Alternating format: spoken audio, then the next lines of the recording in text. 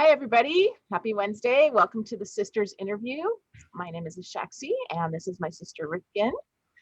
And tonight is her 100th ducal interview. 100! And to to commemorate that, we're interviewing Duke Sven from Ontier. He's a Lion of Ontier, and he's also Rifkin's consort. And we had to make 100 special, so here we are. Welcome.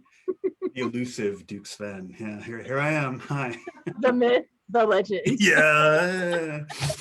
One of the most frequent answers to who do you like to watch fight? You know, I've noticed that, and I was like, well, geez, I'd like to watch you fight too. It's been a pretty interesting. I mean, watching and listening to some of these people bring up my name it's incredible to me, and it's just how it shows how great this game is and how it touches so many people, right? So I'm excited to be here. We're excited to be talking to the both of you, and thanks for doing this, because man, this pandemic has thrown a wrench into everybody's plans and keeping us all engaged like all of you have done. Dagmare, all of everything has been phenomenal. It's kept me in touch, and I appreciate it. I'm sure everybody else does too. So thanks. Well, thank you. Yeah, thanks for watching. Absolutely. So you have sort of a not very common SCA origin story. Would you like to share that with us? Sure. So I've been thinking about this. I'm trying to distill 40 years into an hour, and so I decided I'm not going to do that. I'm just going to talk as I can remember. I know that. So I think my parents started around 83 or 84. So I think Ontier had been a kingdom for about a year when we came into the mix, but we were in Spokane. So we're 4, 5, 6, 7 hours away from anything major. And we lived in the Shire of Willsmere. And so no Knights here, maybe a few Pelicans, but there wasn't a lot going on here. So it was pretty interesting. I was probably 9 or 10 when we originally started. My dad owned a comic book shop, and he'd go there on the weekends. That's pretty much what we did. And we had a lot of gamers coming in and out. And so we'd go to this thing called SpoCon, which is a comic book convention that was in Spokane. And that year it was held, I think it was in 84, it was held in the Davenport Hotel.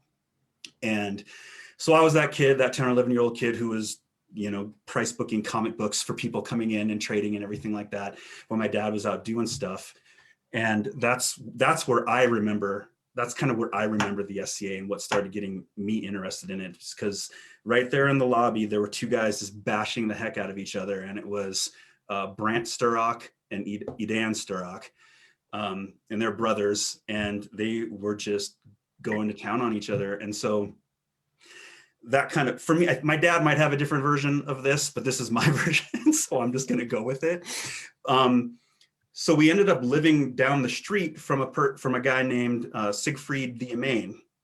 So Master Siegfried, not then, and he was big time in the SCA, and that's who helped my dad kind of move forward and helped him build his first set of armor and helped him kind of get involved. And so we travel around locally to Wastekeep, which pretty much became kind of our second home and where we participated most.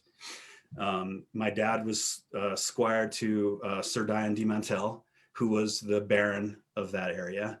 And that's just where we played. And kind of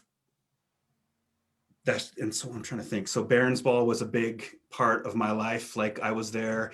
I remember, I think the first king I ever saw was Thorin. And I think that would have been like 84. And then that's the first king I saw.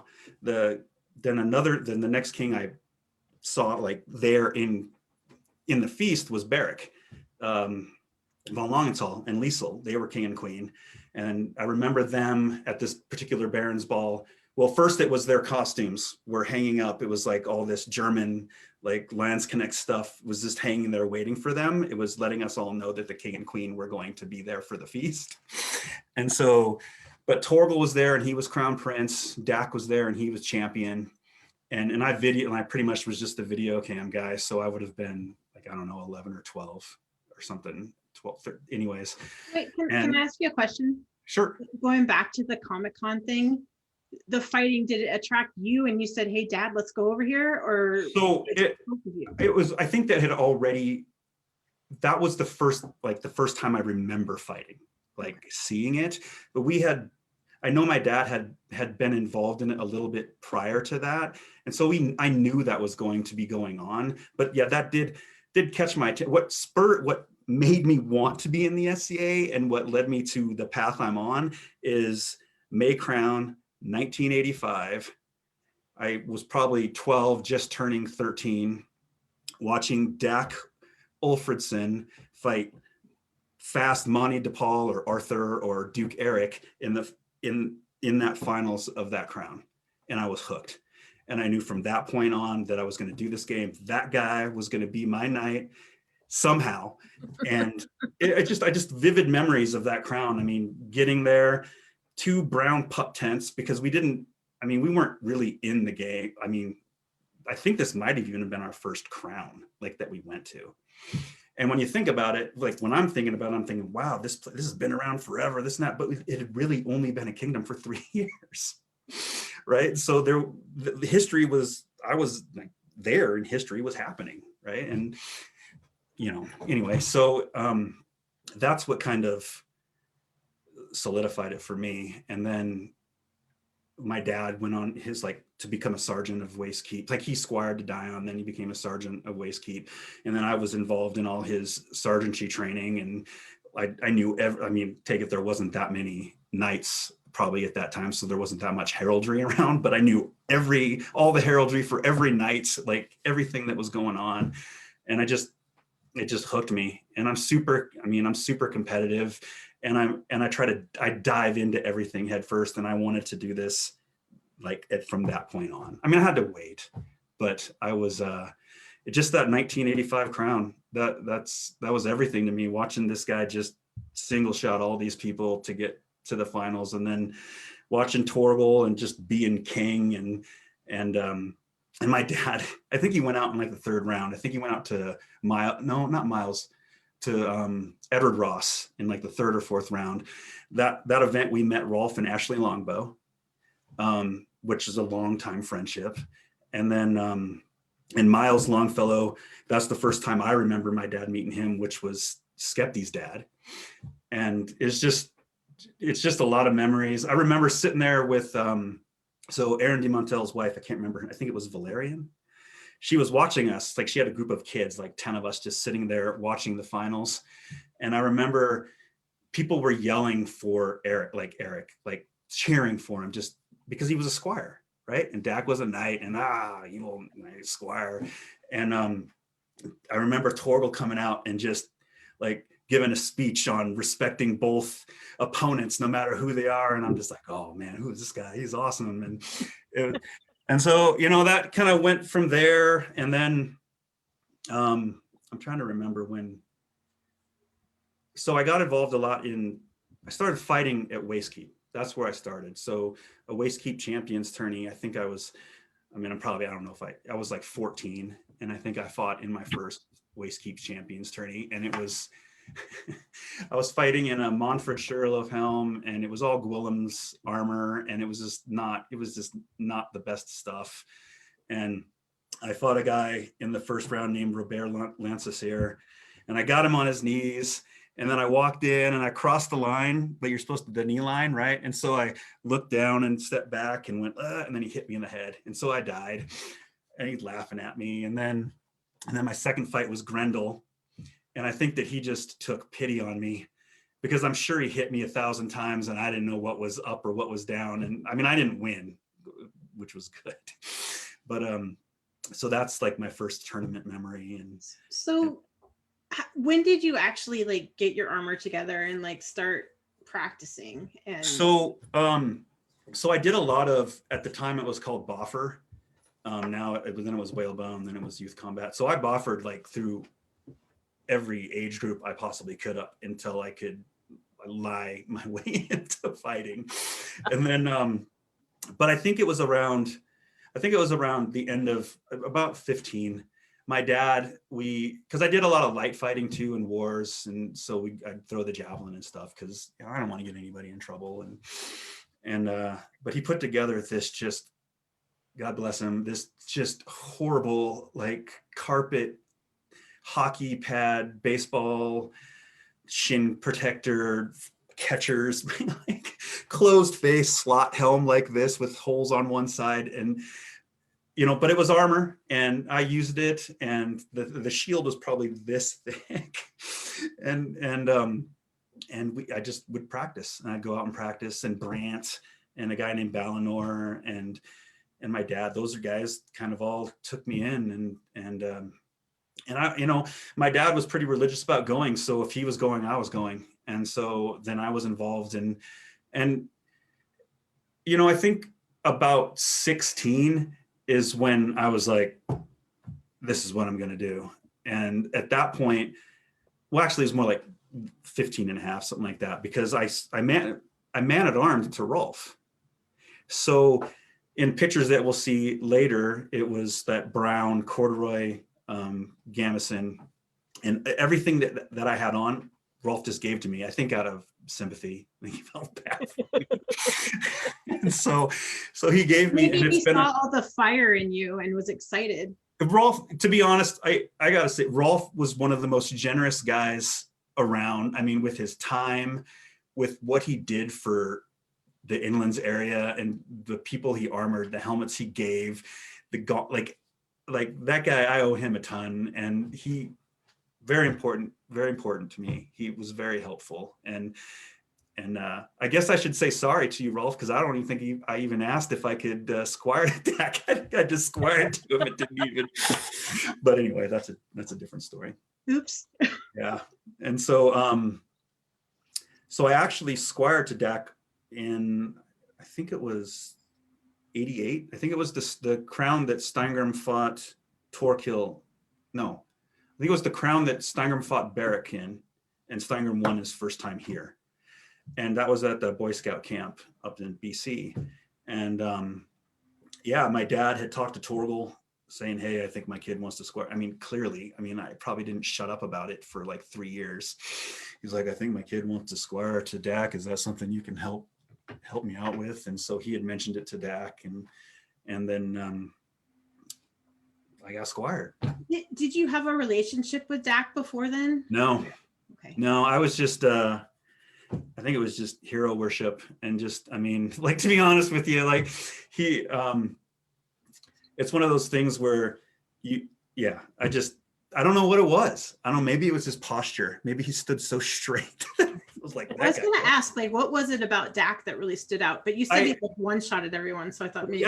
He was just a phenomenal. The way he smiled when he threw his like debilitating leg wrap at you, or like when he just everything. It was just that, right? It was Torgal and Dak. That was like Torgal Dak. Like who would you want to be squired? And I'm like, well, clearly that guy. He's, I just his presence. And which is funny, right? Because he's a pretty quiet. For the most part, he's a pretty quiet guy, unless he has something to say. But he and it was an interesting relationship because we didn't know each other. Like he knew who I was. He'd been pointed out, and like, this guy, you watch this kid, he's, there might be something there. And him and Maya, they put a sword out, I got on my knees and swore the oath, and I was his guy until still whatever he needs, I would do it for him. He was a great, how you're like, don't meet your heroes because he might disappoint you. Like, this is one of those things where it went beyond that. You know, he's like, he's a huge part of my life, and I would have never met this guy if I wasn't in the SCA, and I would be worse off for it. And he just, yeah. He's one of those people like you that the more you get to know them, the more human they are, actually the more there is to admire about them. I agree. He would give you the shirt off his back. Like, he would do, like, it wouldn't matter who you are. If you needed something, he would help you, you know, and he's shown that time and time again with me and my family. I mean, and so I feel pretty lucky to have been involved in, I mean, to be involved in that group and to be involved in at least his arm of it. Right. So, I mean, you don't know any different, but like, here you are, like this 15-year-old kid out there fighting with all the adults, right? And your dad, probably, like, you're fighting your dad, like, full. No mercy. Yeah. Was that weird for you? And my other part of that question is, like, you know, when you're 15, 16, like, you sort of get pulled into like things at school and girls and whatever. Yeah. Like, so yeah. How did you keep like focused? When I want to do something, like, I'm pretty single, like, minded.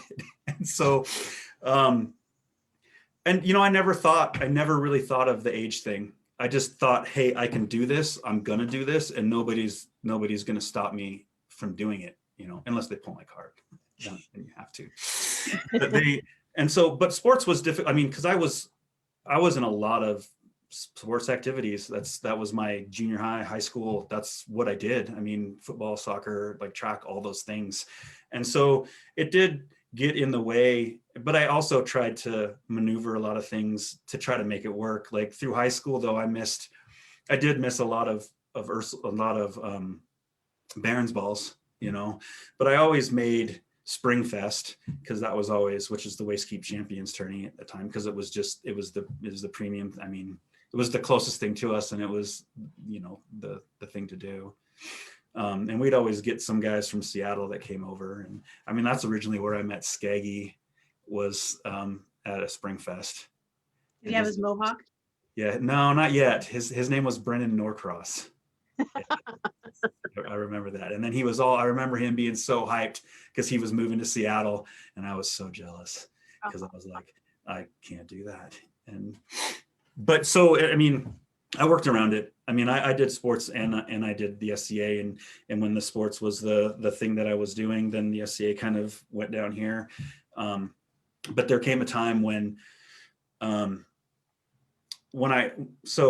ended up getting knighted, I guess I'll go back a little bit. So I was pretty fortunate in that my parents played this game a ton. Like, it was it was what they did. I mean, before it was other things, and then it just became this.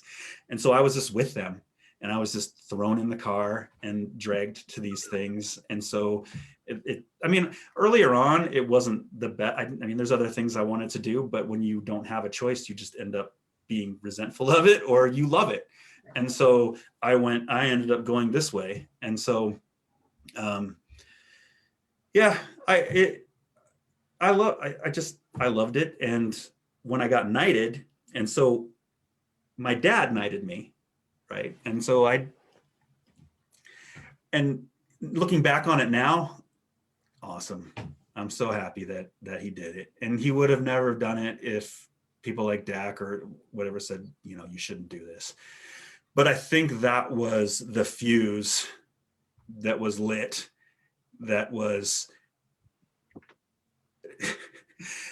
I am going to have to prove to everybody that I deserved this, like, this much in my head. Nobody cared, right? So how old were you when you were knighted? So I was 19. So I wasn't 16 like Sean. I wasn't the kid, but it was April of 1992. I was 19 years old, and it was at an event called Honor War. And it's a small event, but it was something they did every year. And it was, you know, I'd gone to it every year, and I had no idea. I was clueless. And it's so funny because I was listening to your, was it Duke Basil from Artemisia? Yeah. Talking about how he didn't have a tunic, or he had to borrow a tunic and a belt and everything like that, and he should wear something nice. Well, my dad that week prior was like, you better shine your boots and you better make sure your armor looks super nice. And I'm like, whatever, like, sure, okay. And of course I didn't, because why would I? He's my dad. Why would I listen to anything he has to say? And lo and behold, we're going through everything, and my shield broke. So I think I'm using Hearn's shield. It's not even, and we're busting through this bridge, and hold. And I'm like, what the hell's going on? And there it is. I'm getting knighted. And I didn't even realize, like, Dak was there, and I don't recall him ever being there. And so Alaric von Rottweil, who's a good friend of mine back in the day, who did all the plate, like stainless armor and stuff, like Vryn, he was Vryn's knight. And Pavel and Gunther and all these guys who are my buddies, like, all came to this event, like, and have never come to this event, and probably did not come to the event after. We're all there, and they were all giving me a hard time, making me like, how dumb am I? Like, they're making me stay up super late, woke me up at 6 o'clock in the morning to go fight. Dak's talking to me all night in the like cabin that we're in, and I'm just like, wow, this is really weird, you know. And I got knighted, and it was basically what set me on my path. I just was like, nothing's going to stop me now. I mean, it really was the thing that led me down this path. Did you have goals that you wanted to get knighted before you were 20, or that you wanted to be No. a duke before you were 25, or? No, because I was like, well, you could just call me your grace. I mean, that's kind of what I was a 19-year-old. That happened. Yeah, I didn't. I mean, I was like, but yeah, I mean, I had goals. I definitely wanted to be. I mean, I wanted to be a knight, and one day, you know, wanted to try to be king, and you know, I'm glad that it took as long as it did, so I could kind of get an idea of what it really meant. And I had a lot of teachers, right? So because I was on Davin's retinue. I mean, like, I was on a bunch of people's retinue, like Torquil and Ludviga, like, who were super huge and influential to me at that time. I mean, they really kind of took me in. It was really kind of the first king and queen that I didn't so much have a relationship with, but who would talk to me and like hang out and give me advice. And they were very generous. And Pavel and Valen and Gunther were all part of that kind of group with Torquil, and they were good guys. And that's kind of the group I ran around with in Alaric. And it was just a great time. And so I'd kind of seen what was going on. And then my parents who had done it, and I'd seen, well, geez, that's a lot of work. And I mean, they have tons of people helping them all the time, and they were super involved. And I just knew that one day that I would want to try to do that. And but actually, let me back up. Is it all right if I back up a little bit before I got knighted? To pull up some of your pictures, and then sure. Then you can talk about some of the early stuff. Let me see if I can make this work. You know, it's funny. We've known each other for so long, and I knew that you grew up in the SCA, but I never made the connection that you were there for so much of this, you know, what's considered history. You know, when you like, because I've fought Manfred, I've fought Torgel, Ulfrid, like, you know, I've fought Scalanus. I mean, you know, they all beat me up, but I fought them. And so it's kind of cool to be able to say that yeah, oh yeah, Eric hit me like on both sides, in both cheeks of my helmet at the same time. It was crazy. I mean, Duke Eric was an amazing fighter and pretty influential to me as well. So, oh, look at that. Yeah, so this is the armor that Rolf gave me. That's me fighting Brand at the lower right hand, Brand.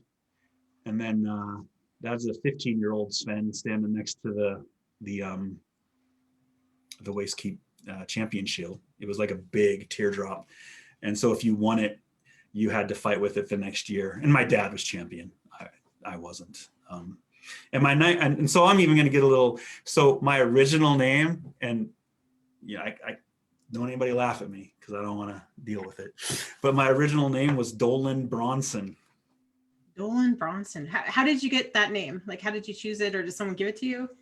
I don't know. Maybe, I liked playing elves in D&D. It's okay if we laugh, if we all laugh together, right? Yeah. So Bronson was like son of the brown guy, son of the brown one, which was my dad, right? Because he's a big 'cause he's Samoan-looking Hawaiian. guy. And but yeah, that was my first name, and I think Dagar just made fun of me so much. But then again, his first name was Dallin, so I mean, how can you really? Anyway, sorry. Did you have another name before Sven? Well, I tried to figure out. I looked at Gage, and then I was like, no, and then I'm like, well, maybe I could just take Duke Eric's name, Monty, since he's no longer Monty anymore. My dad's like, that's dumb. And I'm like, yeah. And so then when I was going out so I was a sergeant of Wastekeep as well. So I did that whole process. And then when you do that, you have to go through, create a device and in your name, and you have to submit it and everything like that. And so I was like, Sven should pass. That seems pretty easy. And then how about Gunnarsson? Because I'm like your son. And it passed. And so that's been my name ever since. And apparently it's everybody's name. So at least, yeah. So just the Sven name, sorry. No, yes, Sven, yes. So that's you choose that name and ducal leaves are in your future. yeah, just absolutely. Okay, so let me see. So my dad there in this picture, this is an actual Spokane demo, and my dad's in the middle, and then next to him on the right is Sir Balinor now, who lives down in Artemisia, who probably is the guy that influenced my flat snap because he was super fast. But that's all of us at a demo. Yeah. Wow. Cool. All right. Next one. And that's so I'm knighted here. Actually, that slate scroll down there was given to me by Avalok, and it was done by Sir Keen in Artemisia. Is that your knighting scroll? It's he gifted me. It wasn't from our crown. It was something that Avalok just did for me. Wow. Which was super cool. I still have it. I was going to put it up back here, but I'm so old and weak, I didn't want to carry it upstairs. Didn't want to spin back. and so there I am, and that's Tiernan to the right of me, crossing his arms. Wow. There. Right there. That's Tiernan. Duke Tiernan. So this feast picture underneath it, is that you and Vic? So that's me and Wolf. Really? Yeah. Wow. Or Keith McBean, but and then and then Torquil is right there, and then Oak is next to my dad. You can make it bigger. Oh wow. Okay. So my mom and dad were king and queen here, and so so that's me. That's me talking to Wolf, and so I believe I'm Prince Royale. So that's what you get when you don't earn it. But I'll tell you what, so we went to Estrella in 92. My mom and dad were king and queen. It's actually the first event where I met Vic. And they have that the silver dollar tourney, which I don't believe they have anymore. And so you pretty much, to be in that tournament, you had to be royalty of some kind or invited. And so they let me in because I told them I was the Prince Royale. And so I actually got to fight in that tournament as a squire. And I fought Duke Guy of Gisborne. Yes, the one who he built the castle, right? It has the clover leaf. And so when I've been hit by my dad, and my dad does not hit light, so I should be used to that. But this guy just rocked my world, like to know. But we had a great fight, went back and forth, and he killed me. And so then it's a single limb. And so then they give me the opportunity to fight a bye, and I got to fight Duke Brian of Tarragon. And I actually threw a couple blows. So yay me. And then the rumor has it that Duke Guy had sent a letter to my parents about Skeggy and myself about knighthood. And so, and I heard this from Skeggy.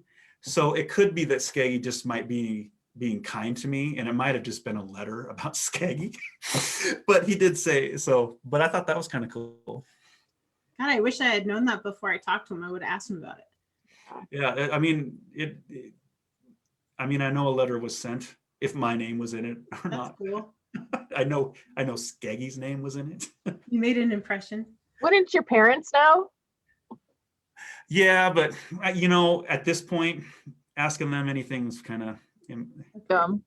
well, yeah. I mean, It was a while ago. it was a while ago. I like the story. I don't care if it's true or not. Yeah, it was awesome. It was a great Estrella. I mean, that's pretty much where I met Rorik and Vic, and I fought Vic. And So tell me about meeting Vic for the first time, because you guys are tight. Like, was it? Vic's, you know, you have that. So I have this relationship with Dak, right? And I'm thinking, am I going to have that relationship? And boom, I have that relationship with Vic. So it's funny because I wasn't a knight, but I think the story goes, Rorik was like, you got to squire to that guy. He's going to be a knight. And Vic's like, yeah, whatever. He's not a knight. What are you talking about? How am I going to squire to that guy? He's not a knight. And then, so I was actually squired or knighted like 3 or 4 months later. But yeah, I fought him.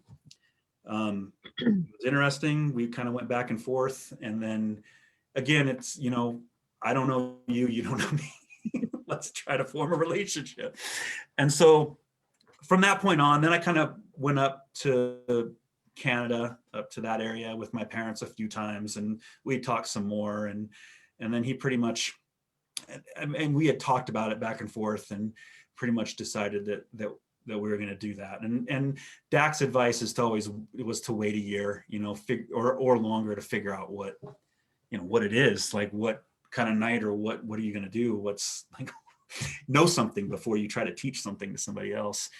And so I waited a year, and there's actually a picture floating around of it. It was the 93 crown that Rorik fought Davin in the finals. Rorik was knighted that day, and then won that crown. And Beric Ravensfury was king, and it was a round shield crown only.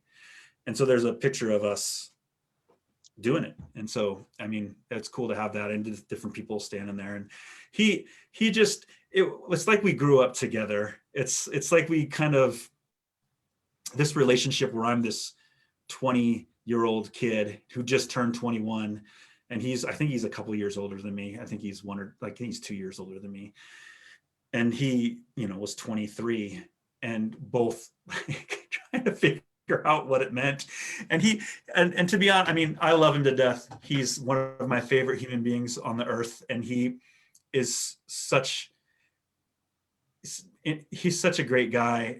But it was definitely not an easy road for me to walk down as a kid coming into Knights Council,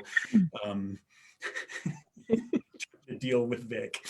So, I mean, because they're like, the first council I was ever in was, I probably shouldn't. Yeah, it doesn't matter. I probably shouldn't talk about Knights Council, but it wasn't an easy discussion. And so I was like, I'll talk to him about it, you know? And so then it just became this, we're always very honest with one another, and we're always very like, I'm going to tell you how I feel, and you're going to tell me how you feel, and we're going to work it out. And I mean, because there's no other option. And but it was great, because it was like learning on the job. And I also had squired Elegrim too, who was around the same time. And so those were my two guys. And it took Elegrim a little bit longer, but Vic, to be honest, was more invested in the game at that point than Elegrim was. And still is. Yeah, Vic's done a few things. He might be the king of somewhere right now. Yeah. Oh, I'm sorry. You're Royal Majesty, Vic. Any disrespect. But actually, Elegrim lives in Cleveland. Yeah, he lives in Cleveland right now. Really? He's not down in Los Angeles anymore? No, they ended up moving. So anyway, yeah. So to Vic, it was a great relationship. Probably one of the best relationships a guy could have, a friendship a guy could want. I mean, he's gone on to, you know, surpass anything that I've ever done or will ever do. And he's a pillar of the game. And thank God that he joined and stayed, and I'm just glad that I was part of his journey. I mean, so when we were first Prince and Princess of Vontier, Crown Prince and Princess, we went up to a coronet, and Vic was Crown Prince, and not Crown Prince, sorry, he was the Prince of Abacal. And at that point, I hadn't really seen him as Prince. I don't know, like I just know, hey, yo, it's Vic, whatever. And so we went to the feast, and we're all sitting down, hanging out, and then it all started. And then he stood up, had this like mace scepter in his hand, and then just went, oh, and just spoke for like 10, 12 minutes. And I'm like, what? I'm like, that was my guy. And he hasn't stopped. I mean, yeah, he has that gift, like a superpower. Yeah, it's amazing to me. And I was just like in awe of it. I still am. I mean, I'm not any great speech maker, and I'm kind of, not introverted, but I'm not the guy that's going to get up and inspire people with my words, like in a mass. I mean, I don't know, maybe whatever, but he's amazing. I love him to death. He's a good guy. Well, maybe let's go through those pictures then. Okay. So, let's see. We're all in the Vic fan club. Yeah.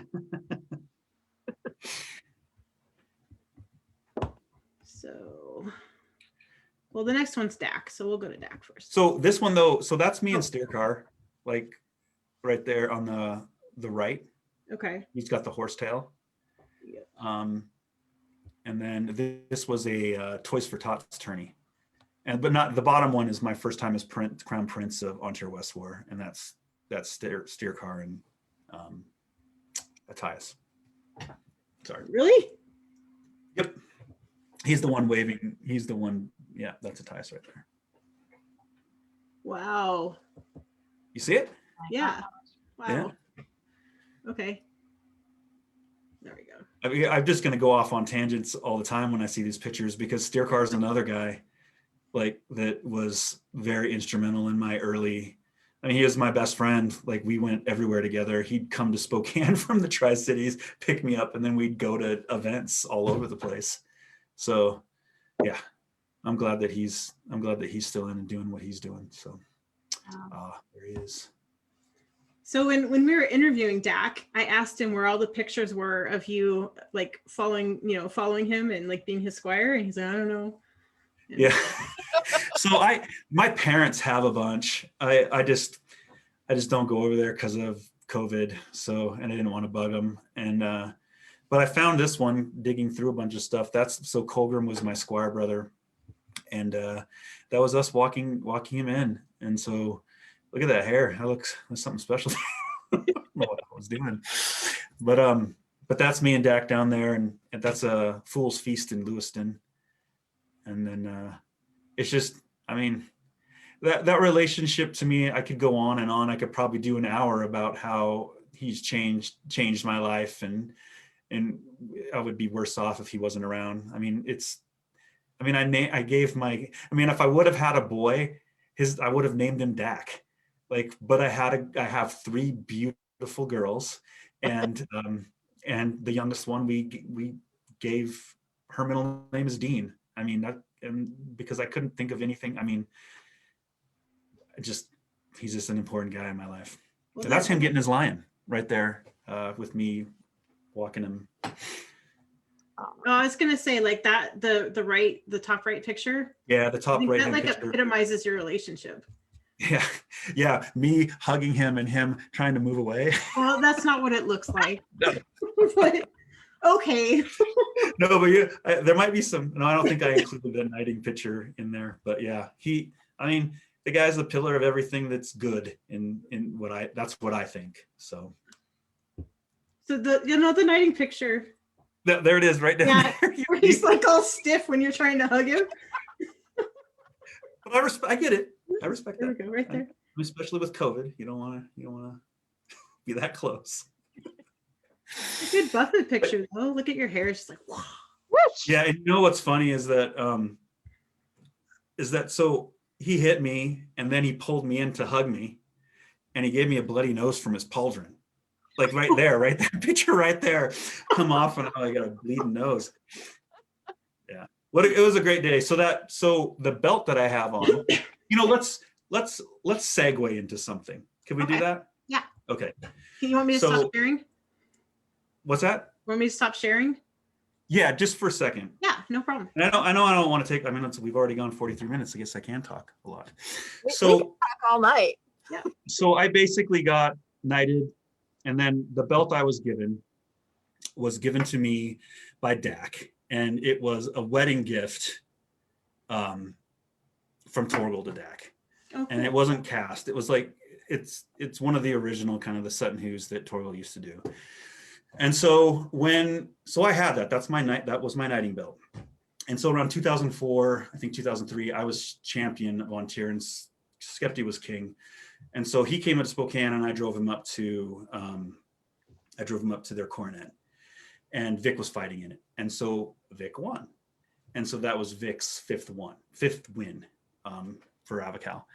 And so in court, which I said I don't really get up and do speeches, I kind of stood up, took it off. It was like, this belt was given to me by Dak, who was given to him by Torgal, this lineage of Ontario, blah, blah, blah. And I gave it to Vic.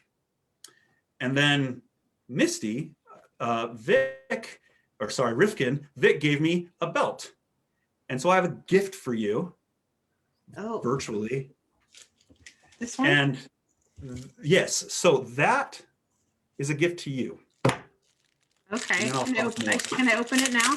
Yes, absolutely. Open it now. For people watching, like he sent me something in the mail, and it says, "Congratulations on 100 Dukes, 100 woohoo!"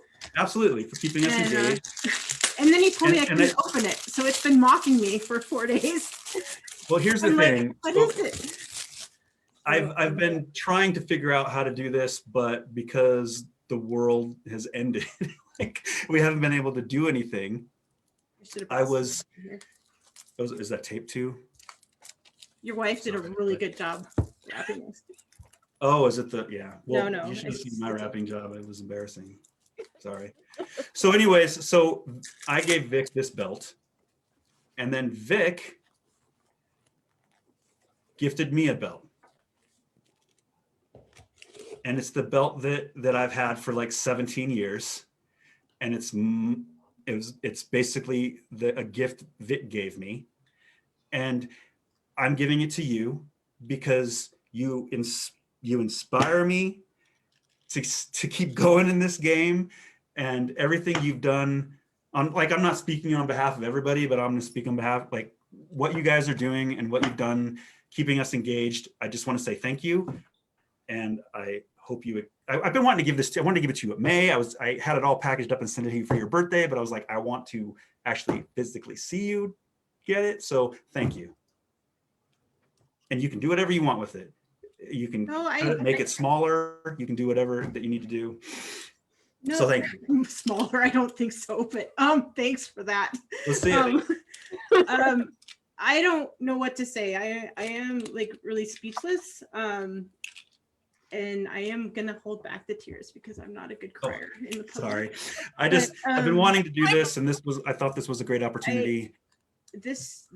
I can't even tell you how much this means to me. I can't. It goes both ways. I mean, that's how much your friendship and what you've done and how you do and how you are a knight in this game means to me.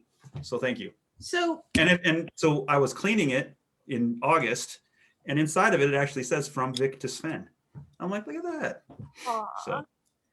So thank you. What's even cooler about this is that maybe I shouldn't say this. Say it. Does Alexandros know who he's getting a belt from? I don't think so. Okay, no, I'm not going to say it then. Okay. But it makes it's even more because I'm giving away my most prized piece of regalia to Alexandros. So which is a Sven to Dak to Misty or Rithkin. Just all this stuff. Yeah. So I can't even tell you, but for fear of this like turning into a love fest, there was a long time, maybe right before I was knighted and after I was knighted, where it felt like, or it seemed like you were like the only person, and everybody's gonna hate me for this, No, don't. but that could win almost anytime you wanted, completely clean. Like nobody ever questioned anything. And not only was your prowess there, but you always give people a glorious death when they get you. Like so much so that I think you hurt yourself more when you die than actually when you get hit. As I'm getting older, like yeah. But you have inspired me to be and still to try to be the best person I can be. I want to, well, knight, I guess. And I think of you as sort of like what would Sven do? because you really, I mean, you really are. You're that person, not just for me, but I'm sure for a lot of people watching. I mean, there's like 54 people watching right now, which is huge. So I am crying inside. No, I just need you to know that what you guys like, what's going on, and how you just what you're doing is important. And thank you. Well, thank you. There's no little red belt in here though. So no, I still don't go to be I don't get to be the super secret stealthy squire. You can teach me the ducal ways. Thank you. Yeah, you're welcome. That's awesome. I just put it on right now. Yeah, so anyway, that's I'm putting it on. And I'll go, yeah, and I'll go. Oh, I am. Yeah. Except that it's not easy to get through the thing. Okay, Yeah, what were we talking about? All right. Well, I'll take this moment. Your Grace, you were the first king that I had the opportunity to serve. I was on your first retinue, and I did a lot of growing that first reign. I got a lot of. We all did. I got a lot of Sven looks. Like, oh, he has really good looks. He does. It's awesome. Yeah, it was. Yeah, reigning was always interesting, and when you go back to I was actually in a bunch of semifinals before I actually got to a finals, and then I remember my first. So when I was knighted, my first May crown, I actually was in this quarter semis with, I think it was like Davin, Darius, Clifford, and then I actually had to fight Davin, and he just destroyed me. There's a picture that at my parents that I wanted to try to find. It's me on my knees and him just over me. And I'm not sure. I think Darius might have won that. But anyways, yeah, that was a good memory of mine. And then in '94, I was like, there was three of us. It was me, Thorin, and Rorik, and Darius was king. And so I'm just gonna say this because I did something really stupid when I was a young knight, and I totally, because I actually have been watching video from like 92 to 99 of all my crowns just to jog my memory of stuff that was going on. And in my 94 crown, and I'm sorry, Darius, if you ever see this, that I actually had the Dazed and Confused happy face was painted on my shield. I totally regret that. Totally was a horrible thing to do. And no other reason other than I was 21. And so, but I went there, and it was me, Thorn, and Rorik. And I fought Rorik, who always had my number and probably still does. And he beat me, and Thorn had the bye, right? And so then as the round goes back again, it was still three of us. So I had to fight Rorik again, and Thorn bite into the finals. I think that's how it went. And I did it to myself because I would have done the same thing to somebody if they had disrespected that. That's how I look at it now. And so I'm sorry. But anyways, that was another good one for me. So you think they did that because you had the Dazed and Confused thing on your shield? Yeah, I think that was the wrong thing to do. I love that shield. Yeah, but I mean, if you look at it now, if somebody did it, man, it would just be mocked and it would just be the wrong thing to do. And Yeah. so, It's true. But it was and the so 90s. then, yeah. I And have so a then My I Little went, Pony shield. well, I mean, that's different. Like I clearly was, no, yours is, I think levity is welcome sometimes. I mean, maybe yeah, that's true. I don't know if the king at the time thought that levity was a good thing. And Fair so, enough.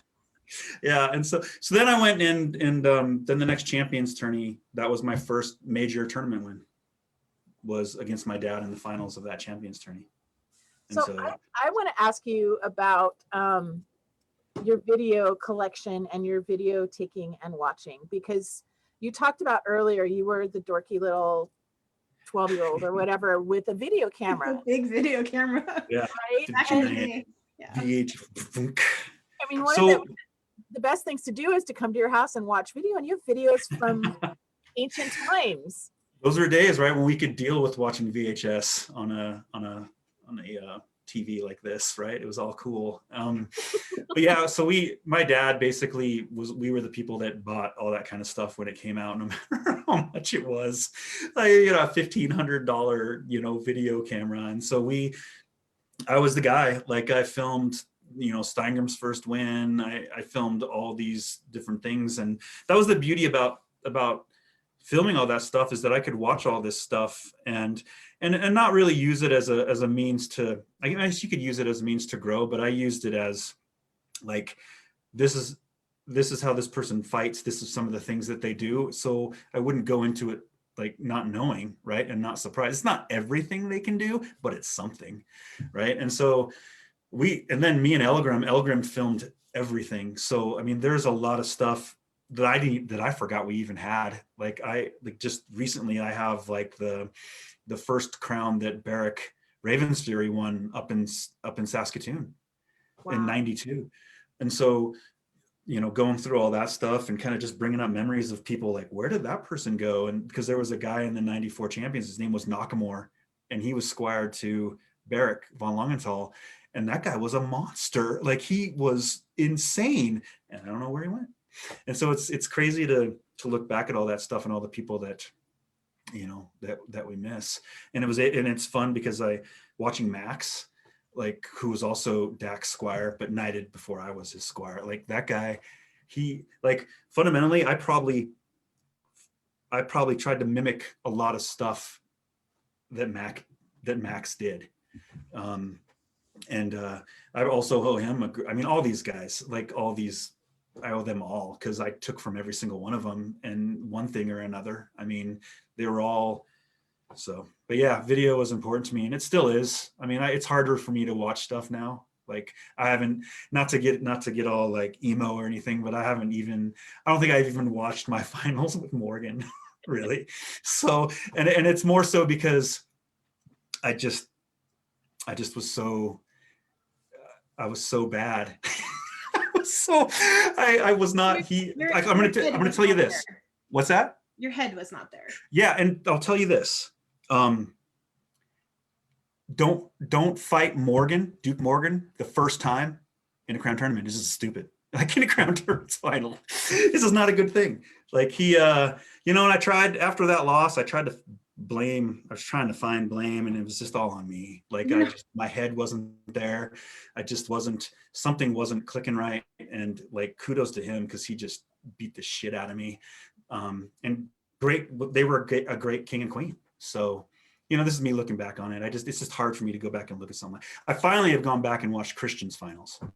And that was it wasn't as bad as I thought it was. I mean, at least I won one. So that's good. So there was this whole thread about like who's won or who's like gotten second in crown like the most or something, and so we were looking at silver roses, and so I looked at silver lilies. Yeah.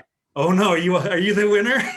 Mika and I are tied, so I am not a very good inspiration. I can't. No, you're a great inspiration. No. I have four. I have four roses too. and five crown wins. Yeah. So I'm almost 50. But one of them's not you. So yeah. So but yeah. So and then it was totally cool to see Christian. I was so happy for him. And then, but he's the guy that kind of got me off the couch and motivated when he beat up on Matthias like the year before that May. Because you were streaming it live, and I'm like, oh my God, I want to fight that guy. Went out, lost 30 pounds, and got on my training regimen to go lose to him. So it worked out. Before we go down the training regimen rabbit hole, because I know Misty's going to take you there. Do you have plans to put up all of those old videos on YouTube, or are they up already? So they're on.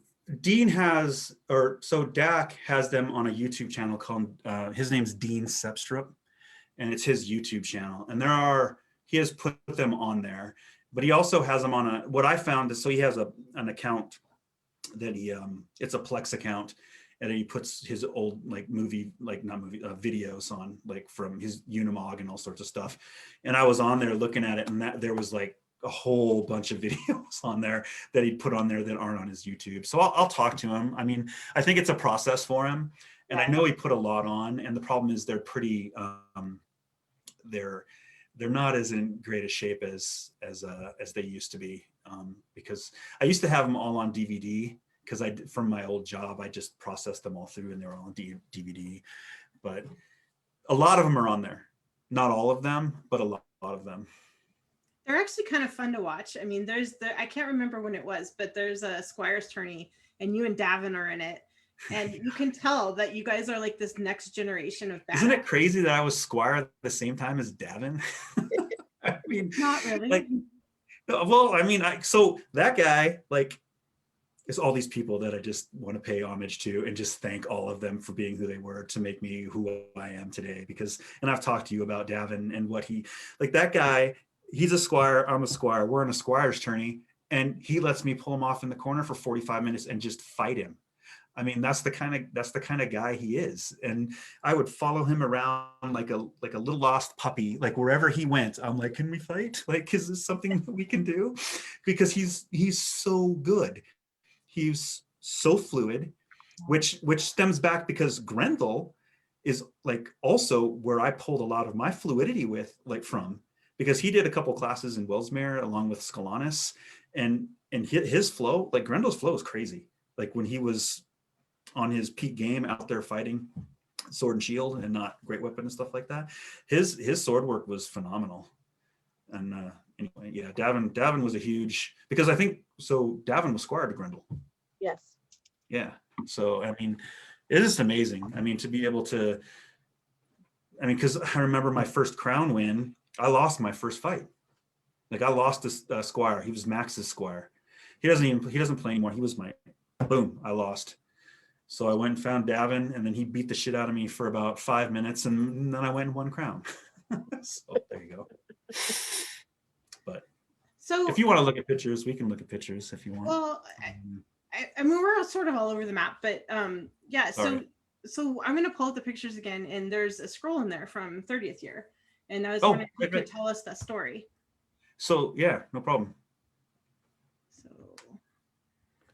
30 year was a great event. I only went for the, I think 5 days or something like that, because the sun, I got such a huge sunburn on my nose. Like I had to go home because I was burnt. Oh, if you go back one really quick, yeah, and then so that's me and Steingram in the middle. That's me fighting him in the first crown I won. So that's awesome that I got to fight him in a crown. That's cool. And then the other one is me. That's me and Skepti finals the third time I won. Cool. He's my arch nemesis. Your arch nemesis. Okay. So 30 year, this was the known world tournament that they had that Thorin, I think Sineadin were king and queen at the time. And so it was everybody from all different kingdoms, because 30 year for us was huge.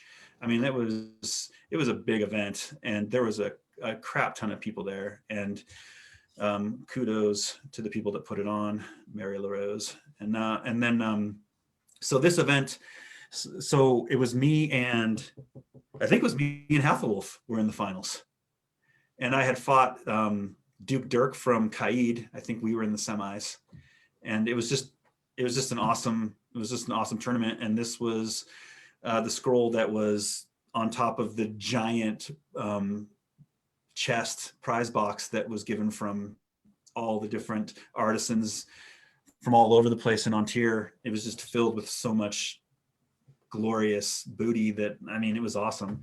And I'm really happy that, I mean, I'm really happy that I actually got to fight in it, and then to win it is just even, you know, better. So you said earlier when you got knighted, it sort of lit a fire under you, like that, you know, you were gonna be the best or whatever. Well, I really felt that I had to prove myself because I was knighted by my dad. I mean, it might not have been true, like, but I mean, how did your training change then? Like, I just you hear stories about you doing like pell work on your deck and like.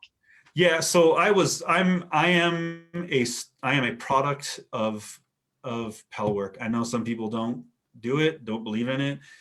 I do. Like so my mom and dad had a pell. He had two. He had one standing up and one like on its knees. And as a young kid, 14, 15, 16, I was just back there like nonstop. I mean, back there forever. And sometimes my dad would come back out there and make sure I was doing it correct or, you know, proper form. But that's all and it's funny because I really have kind of let that go at pell work. I would just practice, and in my head I would go through things and this and that. But I actually started doing pell work again in I think back in April of this year. And like, you can ask Eric if he thinks there's a difference between how I fight with pell work or without pell work. Just the fluidity and the flow of my shots, like just being able to, so like throwing combinations, then turning into just stringing shots together, then just to throwing, and then naturally moving to open areas that you see, like that's, I mean, just getting back into that mindset has really helped me. And I feel, I mean, I feel good. I feel like my sword work, I mean, not so much the last couple of weeks, but I mean, prior, like in the summertime, I felt really good. Because at the time we had a really small fighting bubble. Like we were, I mean, taking it pretty seriously but then it kind of, everything went out of whack again. So then we just stopped. But pell work is, for me, it was everything. And it still is. I go back to it now. So, and there's a lot of good stuff on YouTube to pull from. So I have a quick myth dispelling question. Someone's asking, did you not have a broken leg for one of your reigns from skiing? And so I actually had, so I screwed up my shoulder skiing, or it was snowboarding. That happened during my reign, unfortunately. So everything I do in the SCA, it seems like I'm invulnerable, knock on wood, but any sports outside of the SCA seems to just wreck me. So when I played on a flag football league for a lot of years, and I cut my PCL in half. It was, so basically I won September Crown. I went to Europe for like 2 weeks, came for work, then came back on like a Friday, played flag football Sunday, and ended my fighting for the next 6 to 8 months. And I still fought. I mean, I put a brace on and I went to Great Western War when Uther was king and I was crown prince, and I went out and walked the war. I was useless, but I mean, I was there. So yeah, I've had some injuries. Non-SCA related, but I've had injuries. Well, that's Rorik, and that's Steercar being knighted. And that's Rorik, me and Rorik down there. He's king, and we were down at the summits. I think it's either we were down there because it was their first crown principality tournament, or he was turning them into a principality. I can't quite remember, but that's what I went down there for. And the guy's always had my number. Like, he could not fight for 2 years and then just beat the shit out of me. So, and then this is always a good picture. This picture is me. I'm just a knight who's the champion, and then there's Steingrim, Thorin, and Torkil, these legends of the game, and I'm at the head of the line, which is funny, because Arminius posted a picture of the same thing, him as champion, and then these guys lined up, and I'm like, yeah, you know, that's how it happens. I don't know what I just did there, but What is happening? I don't know. You're Oh, fired. look at that. Sydney one. There we go. You're fired. Hey, that's my wife. She's so awesome. Yeah, You she is. You guys have had 5 reigns together. Yeah, yeah, and I'd say that they were okay, some better than others, but we we definitely solidified our relationship to one another. I mean, Toby said, or sorry, Antonio lived with us the summer we first stepped up, because he wrote our first ceremony. He lived with us for the whole summer, and he said, I've never seen 2 people become crown and grow stronger together. You know, because he's seen everything leading up to that. It's like chaos and like, we're gonna be king and queen. Well, one of the things I think is sort of remarkable about the 2 of you is that you had this like horrible thing happen. I don't know if it was like in the first or second reign, where like you were named in a lawsuit and all this crap, and you went back for more. And yeah, you know, I just knew that, God, that's been like 20 years, huh? 25 years. So it's probably okay to talk about it now. yeah, I'm sure. I mean, no, to me, I didn't feel that we were in any way in the wrong in anything that we had done. I mean, it really wasn't even about us. It was just because we were king and queen, but and still, we were related to, you know, what's that? It's still a really sucky thing to have happen. Like, no, yeah, oh no, yeah, absolutely. I remember. So my former Squire Hearn was living with us at the time, and I came home and he goes, "What did he say?" No, I was there. He opened the door, some guy, and they were serving us papers. And I go, "Why did you open the door? Like, what are you doing?" And so, but it was, yeah, it was a horrible experience. It was like ridiculous. I'm like, all the things that were, I'm like, really? Like, wow, this is like alternative facts, and like not, the truth is not the truth. Cool. Like, yeah, before it was what was going on.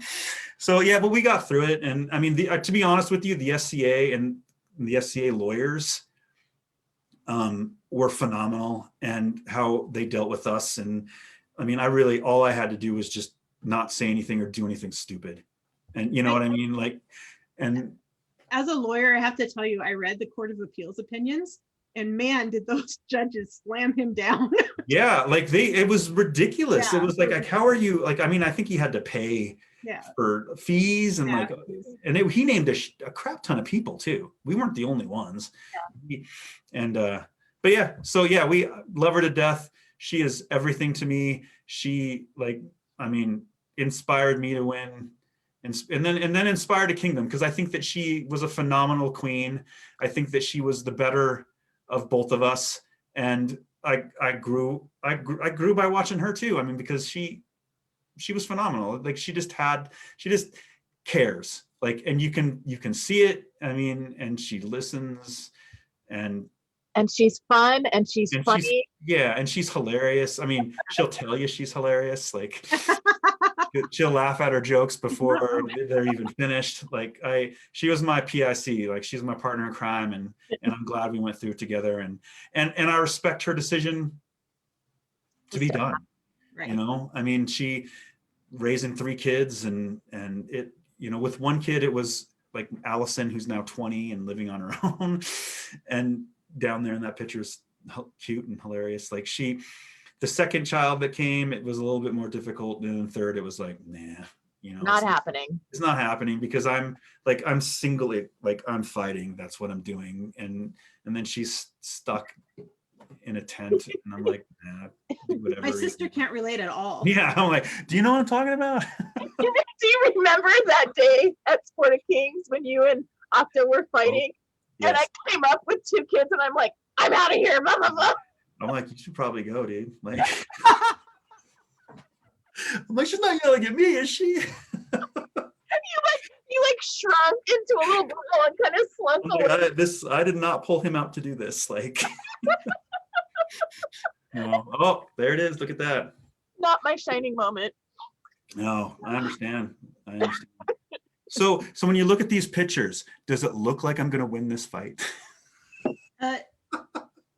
The answer to that is no.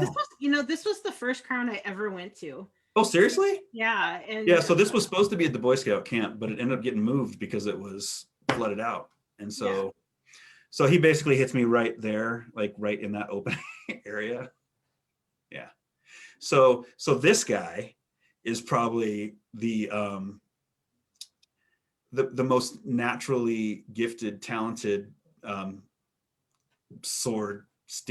metal stick sword fighter ever. I mean, he could pick up anything and just kill you with it. I feel pretty fortunate to have been able to be involved in his journey as well, and then to be the king when he was my crown prince. I mean, he's a phenomenal fighter. Like he's an incredible athlete, and I'm gonna go on the book saying it. It was, I mean, and people can think whatever they want, but I think it was sad that he was no longer in our game. So he was the one that got both Dawn and I into armor. Yeah. Yep. Yeah. See, I mean, that's what he was super good at that, right? He was. I mean, he's still really good at it in the game that he's running now. Yeah. That's, I mean, so yeah, so I beat him the first fight, and then he pretty much just boom kills me there, and then he came out with a great sword, and then I just didn't stop throwing, and then that was our first win. And so Darius was king. I think Darius and Morgaine were king and queen. Yep. Yeah, obviously, because there's the big Darius shield right there. And I think there's a picture in here. If you go a couple forward. Yeah, down. Or, yeah. I think there's one where we're swearing fealty to him. Oops. No. Well, I'll find it. I'll tell it there in a different. It's just. Oh, there we are. That's me. It's my first time as king. I look excited. Mm-mm. And then this is, so that's our. Oh my God. I'm sorry. I was trying to find it. Yeah, I don't know. I thought I saw it in there a while ago, but anyway, I'll explain it, and then when we go by it, you can see it. So, Darius, my first finals was with Darius, and I lost, and you know how that is. Like you it sucks. You don't want to lose, and then the next crown I fought in, and he was king, and so when you see us swore in, I mean, it's not like. It's not like we're all awesome friends, right? And we just look very stern, and when we're swearing in as crown prince and princess. But Darius was so adamant about making sure that, like, he was amazing. He was an amazing king to follow. And because Rachel and I were talking about this, the guy would not stop calling me to try to make sure I knew what was going on. And originally it was hard to get a hold of me because of my work schedule, this and that. But when I finally got, like, he went through everything, and he wanted to make sure that everything was successful and that everything was lined up. I think that he just wanted to make sure that I wasn't a clown, that wasn't taking it seriously. And I think once he figured out that, yeah, I want to do this. I mean, you may not know what my goals are. May not be telling you what I want to do or what I want to achieve, but I do want to do this, and I do want to do it right.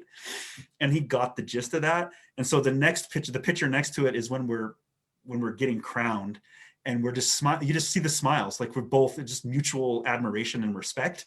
Like that guy was an amazing person to follow. And so anyways, when we get to that picture, you'll see what I'm talking about. Oh, look at that. So I just go through them because. Yeah, absolutely. Yeah. So this was our fourth win. This is when Antonio does this. I think the first time he really does his whole lineage speech was through part of this, our first crown step up, because he wrote an actual like Viking ceremony. Like, anyways, it was amazing. The guy is incredible. He is incredible. Lucky to call him friend, right? But once you get over like the sarcastic bit and realize that it's that's what I love most about him. Like that.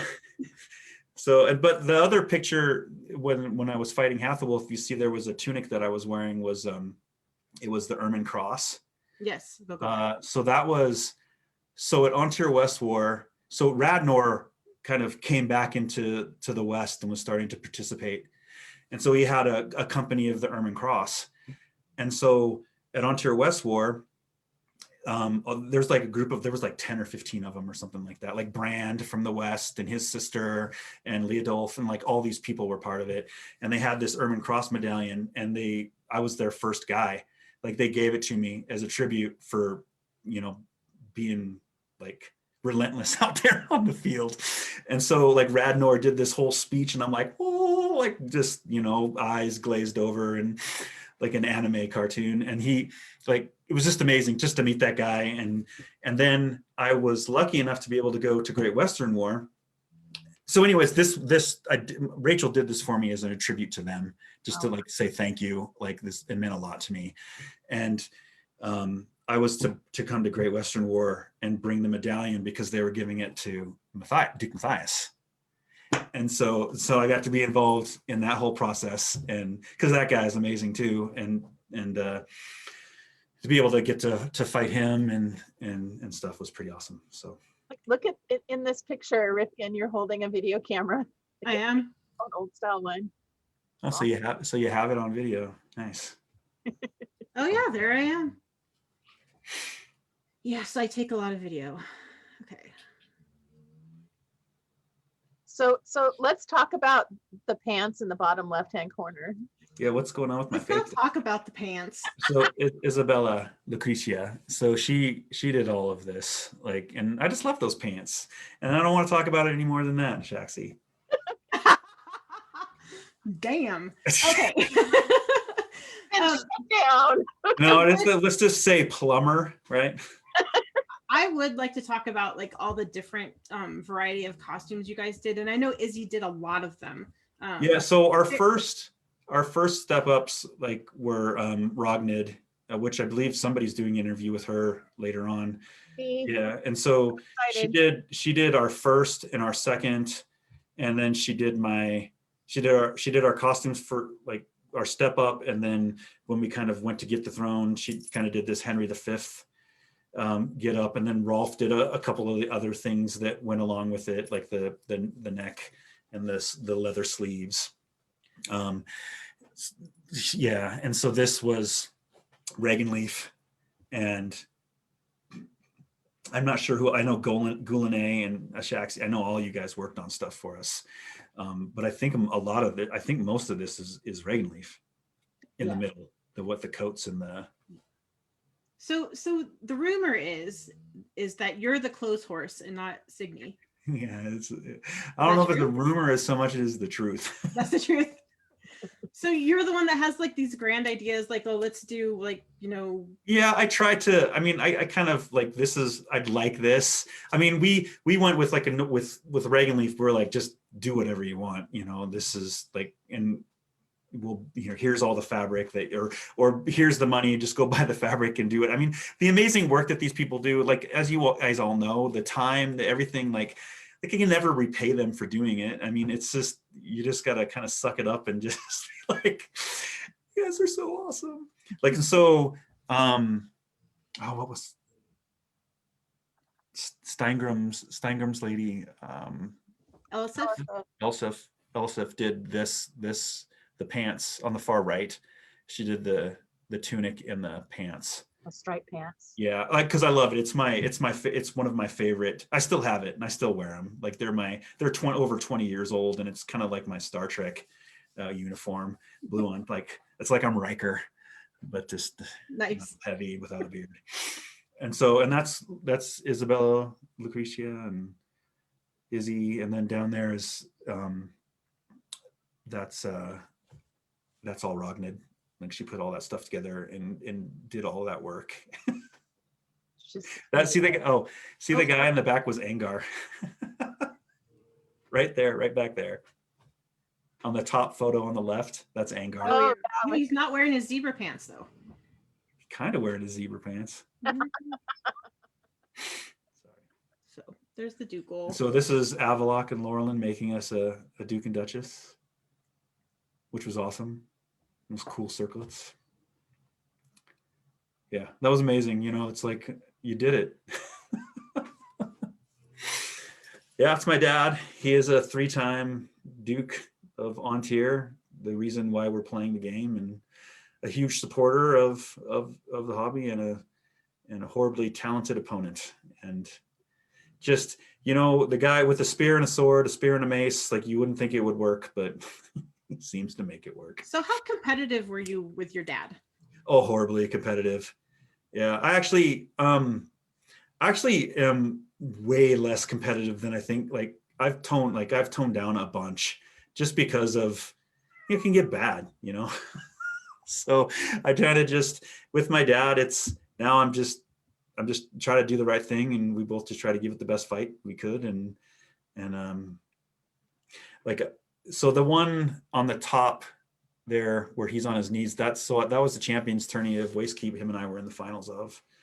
And then yeah, he's just being able to make that guy a lion was kind of the, you know, one of the highlights of my SCA career. I mean, because he was so important for this area, you know, and just I think he was the second knight of this area, and just the group of people that supported him, and they're all doing great things. And so how cool is it that he knighted you and then you gave him a lion? Like that's super cool. Yeah, I mean, it's, you know, like I said earlier, like it was hard to deal with originally, you know, because people would say smart ass things. They wouldn't mean it. Like Sir Clifford Otter was like, yeah, one day I think it'll be a good one, a great one, but yeah, I don't know if you're ready, you know. And Ulford was like, I never said congratulations to you, and then walked away. You know, it's stuff like that. It's like you. But you know, it's what tempered me, and it's what drove me. It really is what drove me to, like, it was SCA was literally my life. From that point to really when we stepped down our second reign, I mean, that was like everything was the SCA. Like everything was the SCA. And I'm happy, you know, some of the greatest people in the world that I've met in the SCA. I love the story that you tell about training with your dad for Davin's no shield. Yeah. Like it's true. Like what's funny is that I knew this was happening, and I wanted to win that tournament. Like I wanted to win that shieldless tournament. But I needed him to drive. I mean, I needed him to come out of retirement because he was done. Like he really wasn't playing that much, and we kind of kept it under wraps, like because I was just going back and forth, and I wanted to fight him in the finals, great sword to great sword. Thank God it was Angar, not me. But he basically we have this big kind of practice at the park that we have, and he has this great sword, and he does this thing where it's just like, thank God I had repadded my helmet and strapped it, because he's just like hits me and pretty much just lifts me off my feet, and my helmet just goes like this, and I'm like, what the fuck? I'm like, what the F are you? I'm your son, man. He's like, I'm just trying some stuff out. And I'm like, test it out on somebody else, dude. Like, are you killing me? But yeah, but then he went on to just do what he does. And I was one fight away. To get from getting there. But Angar I had probably one of the best glaive fights I've ever had in my life with that guy. And he deserved to go to the finals. And funny story. So my dad had it's like 7.5. I think that was the limit. That's as big as it could be, as tall as it could be. And Angar had like a tiny, it's like this. And I'm like, man, you should use mine. It is an exact duplicate of my dad's, because that's what we've been practicing with. And he's like, oh, no. And I'm like, okay. You do whatever you want. Well, we all know how it turned out. It's funny because later on, a few years later, he's like, yeah, we were up in Abacal because we were king and queen. He's like, yeah, we should have taken you up on that. I'm like, yeah, I wasn't trying to steer you wrong, dude. Like, I was trying to help you out. At least you could be 7 feet away from the guy and not 4 feet away. Sorry. Funny. Okay. Well, I took us out of the picture. Should I go back? Oh. Sure. Yeah. I mean, we can go through them super quick if you want.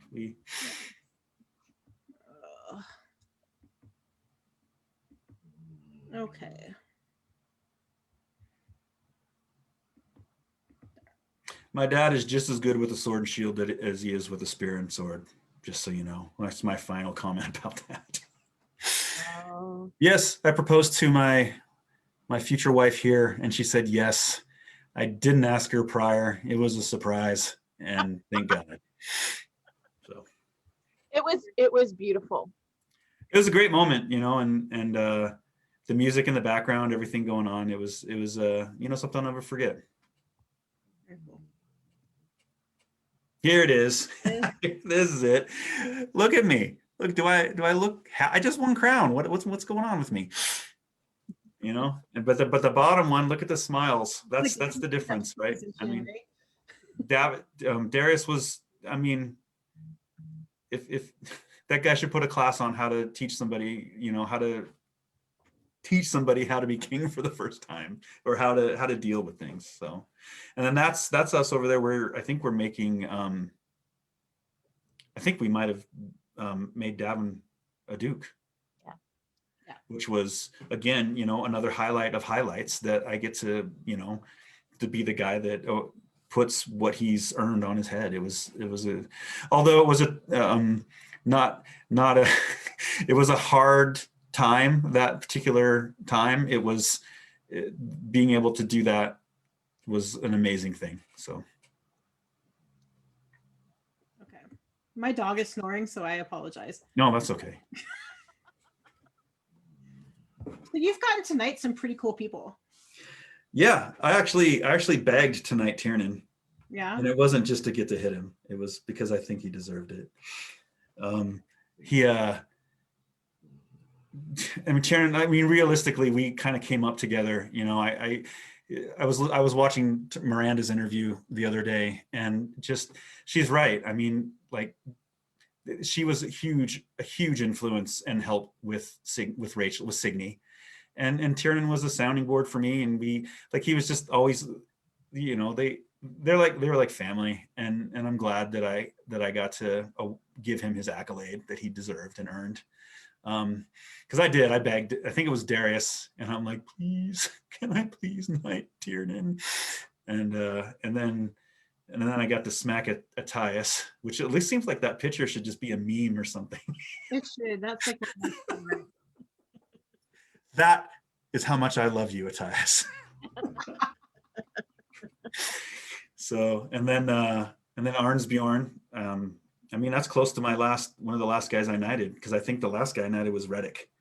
And then I knighted a lot of Tiernan's guys. But Arnsbjorn's funny, because when I slapped him, you know what that guy did? He basically had his kid come up to me and say, like, crying, like, why did you hit my father? You know that story? Like, he actually had Devin do that. And I was just like, it's because I love him so much. Like, and then I went and found Dave. So this was done by Inga. This is my lion that was awarded to me by Tiernan and Miranda. Totally didn't even see that coming. It's just amazing, her art and what she does, like one of the many things that she does, and I was honored and happy and excited to get this from her, because and then Tiernan and Miranda gave me the lion, and I'm still trying to figure out, as I'm sure we all are, what we can continue to do to deserve that accollade, because I was going to ask, like, did it put pressure on you, like the way that getting knighted did, or? No, at this point, I can learn how to roll with the punches, and just kind of accept it for what it is, and then just do my best to try to, and my thing, like, listen, like, fighting is my thing, like, in this game. Everybody knows it. Like, this is what I focus on. I don't have time and don't want to make time for anything else, like 100%. And so if helping the fighting community in any way, or is being involved and trying to move the fighting forward, is part of why I got a lion, well, then awesome. So I'm just gonna add a little something in there. Yes, fighting is your thing, but you've also served this kingdom as its crown 5 times.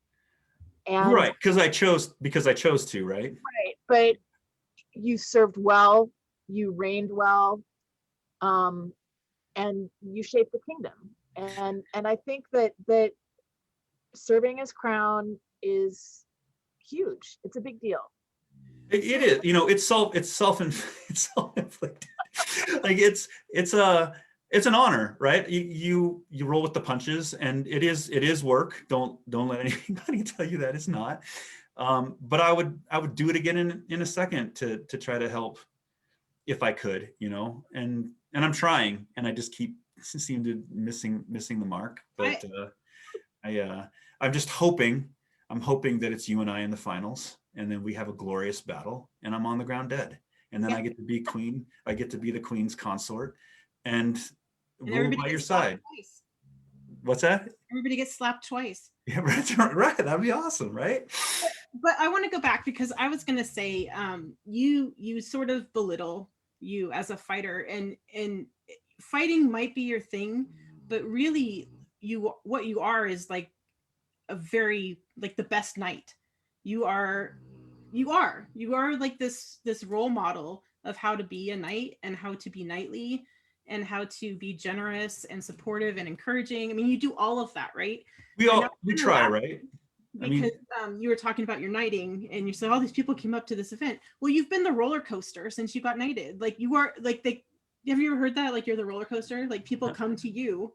Oh, like that's why we have the inlands practice. You're the roller coaster. Like we go there because everybody knows. It's so awesome, right? Well, thank you. We all strive to be the best knights, pels, laurels, royal peers that we can be.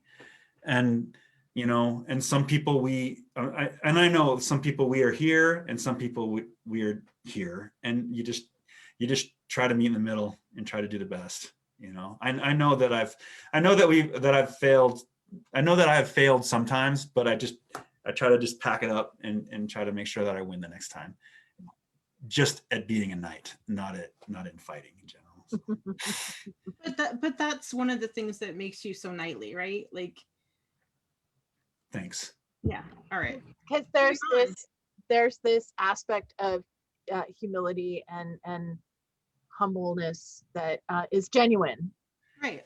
Well, yeah, it's definitely a learn. I mean, believe me, like I've been pummeled, beaten, just as much as I've pummeled and beaten, like to get to this point, right? So I mean, if you don't learn from that, then I have learned from it, I guess is my point, and that kind of makes me who I am, right? Right. I mean, yeah. I was going to elaborate, but I'm not going to. Okay. Oh, there he is. These are some of my favorite pictures. That one down there is on the bottom left is me. Vic flew me up for the first Avocal crown, which was amazing. I think Saverick, he was king, and just what an awesome thing to be able to witness. Is an Albrecht won, and I think Elias was in the finals, and Angar was just a stud. Like I knew he was a good fighter, but he was like one of the most entertaining people that whole tournament was watching that guy fight. It was amazing. But I was super happy that Albrecht won. I mean, that just makes sense to me, you know, and then to be able to see it, and it was just such a blast. I mean, we're watching we're totally not mocking them. Like it was just a good time, you know. And then that was Vic's finals with Amalric. I don't know what my face is there, but it looks just uncomfortable. I just like the perspective. Yeah, and then that's me walking in with Vic as king, and just, I mean, how can you not be smiling like that? Like that's me and Michael the Tall drove to that event for the day. Like we drove it, like left at like 3 a.m, came to the event, went to Knights Council, fought in Squires tourney. Oh my God, it was horrible. Lachlan, I think, was either put on vigil or knighted at that event, and that's the other reason we went. And thank God I'm not following like Lachlan the next day. My God, that would just suck. And then we drove home because Mike had to study, and Guy was coming to my house to finish building a deck.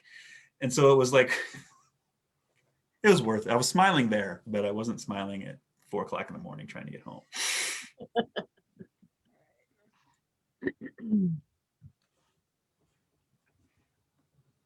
Oh yeah, this is one of those. These are my squires. Yeah, so Elegrim on the far left, Guy stud. Tashara, Elegrim, Devin, like every single one of these people are phenomenal in their own right. I mean, Elegrim we were kids, like he is, how am I trying to say this? We created each other, but he fights like me, except for a little bit more methodical and thinky. Like he is an exact of what I teach, like that guy. And I'm bummed that he moved, and I'm bummed that he went to Cleveland and he stopped fighting. And but he was awesome. Guy is an incredible guy, incredible human being. Lucky to know him. The leader of the Lazarites, and just a hammer. Like, you don't want to get hit by that guy. Tashara is kind of like, I've got her cocked and loaded. Like I'm waiting for her to come out. She had wrist and work thing, but when she has so much potential, and I'm excited for her to get back out there. Devin, you don't ever want to get hit by that guy. Don't. Yeah, he originally wasn't my squire. He was squired to a person named Balthazar the Quiet. And then some stuff happened, and I said, you should probably look to do something else, and we ended up, I'm really happy for that relationship. He's an incredible fighter. He was on Forged in Fire. He's an incredible weapons sword maker, metalsmith, and he will just tear your head off if you weren't prepared for it. And then Alexandros, who I think might be the longest vigil in the history of On Tier. I mean, when I talked to Christian and I said, hey, maybe another year, and I got it, but of course there's no SCA to go along with it. This guy, and I told him I was going to do this because I hope that people will hunt him. Like, I really think that this guy is probably one of the best. Like, so he comes from Amtgard as a kid, like kind of like me in the SCA, and went as high as you can go in that game. And it's kind of like that thing where they're not tethered by anything, or they're not in a box, right? They can do all this stuff with foam, and he's able to translate that over to the SCA. And I think he's probably one of the best fighters in the kingdom, like hands down. Like people are coming from you, buddy. Like he is, like I dread having to fight him in a tournament. He beats the crap out of me 90% of the time at practice. He's just, I don't want to say natural, because he puts the work in. Like he's like fighting a long time. Like all these guys, like they're all phenomenal. Right now, he's my squire that fights. He is, bar none, the best. I would challenge anybody. I would challenge anybody's squire if this guy's on a big target on him. Yeah, that's what I'm doing. That is exactly what I'm doing. So I want to say something about the two of you, because one of the coolest dynamics between the two of you is that you learn from each other. Oh, absolutely. And yeah. He's really helped your fight evolve over the last, 2-3 years. Absolutely, because I'm one of the guys that's stuck in that box, right? In the SCA box, like this is what you do. Like I try to create it and do movement, this and that, my own thing, but he's added a whole nother layer of what I'm capable of. And there's more to me. I can still grow, right? I mean, that's how we all are in this game. Like if we say, oh, I've done it, this is it, then you're done. Like you're always evolving, you're always growing, and he's a huge part of that. I mean, he's got a great eye, and he's really good at explaining what he's doing. He's super technical, and he has such body awareness and control. Like I'm like, whatever. Like I just come up there and literally just smack him in the face. Like, but it's like this love, we're just beating the shit out of each other and just growing on top of it, right? And learning in the process. And then the other thing, I'm going to embarrass him a little bit, that I want to say about him is that he, like you, has a very similar personality, where he's super humble in a genuine way. Yeah, I mean, there's no doubt about it. I mean, like. And sometimes people misconstrue the quiet for something else, right? But it's really that he's just quiet. Like there's no ulterior motive to what he's doing or this or that. Like it's just the guy is. Yeah, he's like, one of the most perceptive people I think I've ever met. No, yeah, I feel lucky. So he also wasn't originally my squire. So he was Ethan's squire. And And so between 2011 and 2013, I kind of had a neck issue, and so I wasn't playing as much, and he was, and so Ethan scooped him up, which was great. I mean, because you want to keep this guy in the game, but work made it so he couldn't play. But then Ethan went to law school and got all educated and stuff, and so he wasn't around. But Aaron Alexandros came out, and so we had been working, and finally I'm like, your guy's here, man. You gotta come out here, because he's been consistently coming out. And he basically asked me to take him on. I mean, after talking to Alexandros, right, to do this. And I'm like, no, I'll foster him. He's your squire. That's, why would you want to do that? And but he was out. Ethan, I think at this point was done. And I'm sure he might come back, but he's just done at this point. And so I took him, and it's the best decision of my life. Like, I mean, as far as current life, because he's gotten me motivated, and I'm trying to take him everywhere, and we're just going out, and it's like a buddy cop movie or something, right? This has been a great experience, and I'm super happy that he's getting knighted. He totally deserves it, and he's only going to grow, and he's only going to get better, and he's the only person in his way. And I think once he figures out that well, I think that he's in his way for a reason. Like, he's just had to decide that he wants it, and then exactly, yeah, he's doing the right thing. Yeah. Right, and he's doing something. A conscious decision. Yeah. So for people that don't know, he has been put on vigil. Right. Yes. Last He was put on vigil at Ursinus 2020.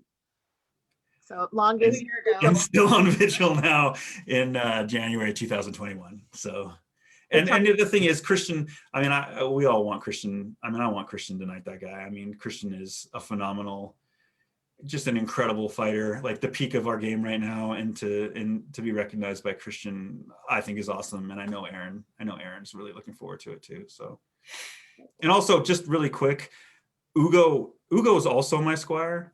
But what's that?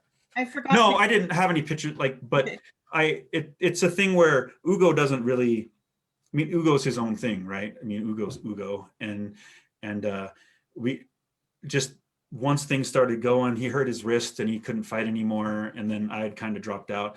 But I'm putting it out there now. If he ends up seeing this, like, I'm ready. Like, if you can come back out, I'll be there. Like, whatever you need. I know I've been shitty and not where I need to be, but I'm 100% behind you, man. So for forever, it's there. Yeah, absolutely. I mean, that guy is just another phenomenal human being and talent. So old school. These are just super fun pictures. Yeah, I mean, look at, you got Rolf and Cedric and Tiernan and Steercar and Hearn and Dagar, and there's a bunch of dukes in that upper left-hand picture, and then the upper right-hand picture is Signe and I are making Rolf and Ashley a court baron and baroness, just because of the service. I mean, they're like a second. I mean, to be honest, they're like a second mom and dad for us for a while. I mean, I'd go there to do armor just so I could eat, like, because Ashley was just phenomenal. She always had tons of food, and that's where Steercar and I would just like go out of our way to stop there. Like, let's stop there and see what's going on. I mean, and he, to me, he's also an incredible armorer. I mean, like, he's armored everybody that, like, I know, and he was like, yeah. So, yeah.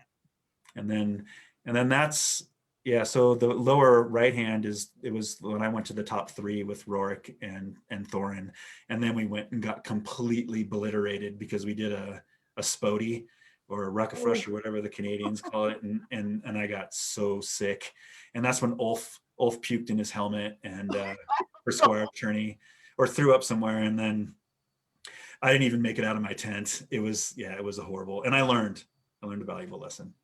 And then Aiden Carlisle, Bob of the Woods, down there in the lower left-hand corner. That guy. Friend of mine, Max's squire. Like, I seem to have an affinity with Max's squires. I befriended like all of them. They were all super awesome people, and yeah. Well, Max has always been one of my favorite people. I don't think Max realizes how important he is and was to this game. Like, to be honest, I mean, yeah. And so this is Estrella. This is so Skeggie's king, and Uther is about to be king of Antir in the next couple months.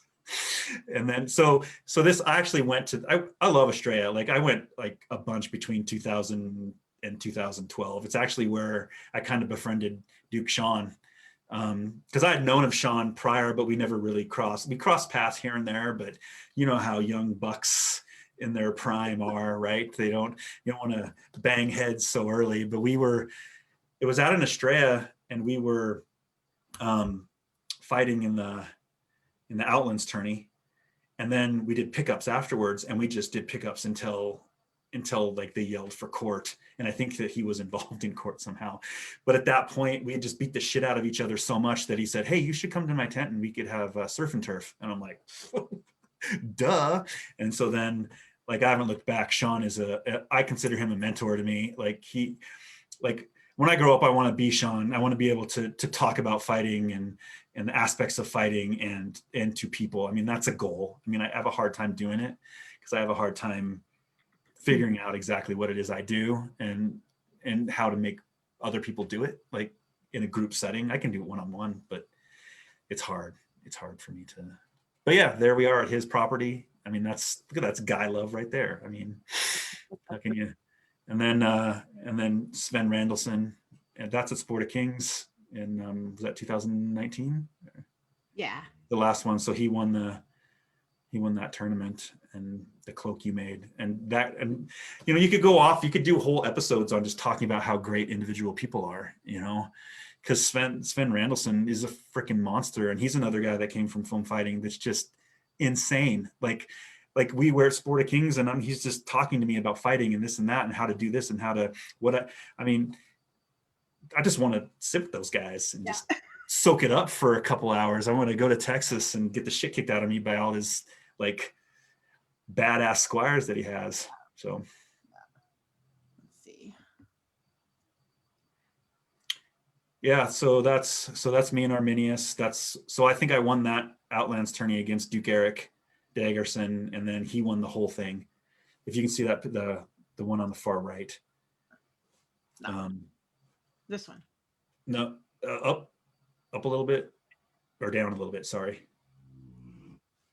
There, that one right there. He won the cloak because he won the actual grand tournament.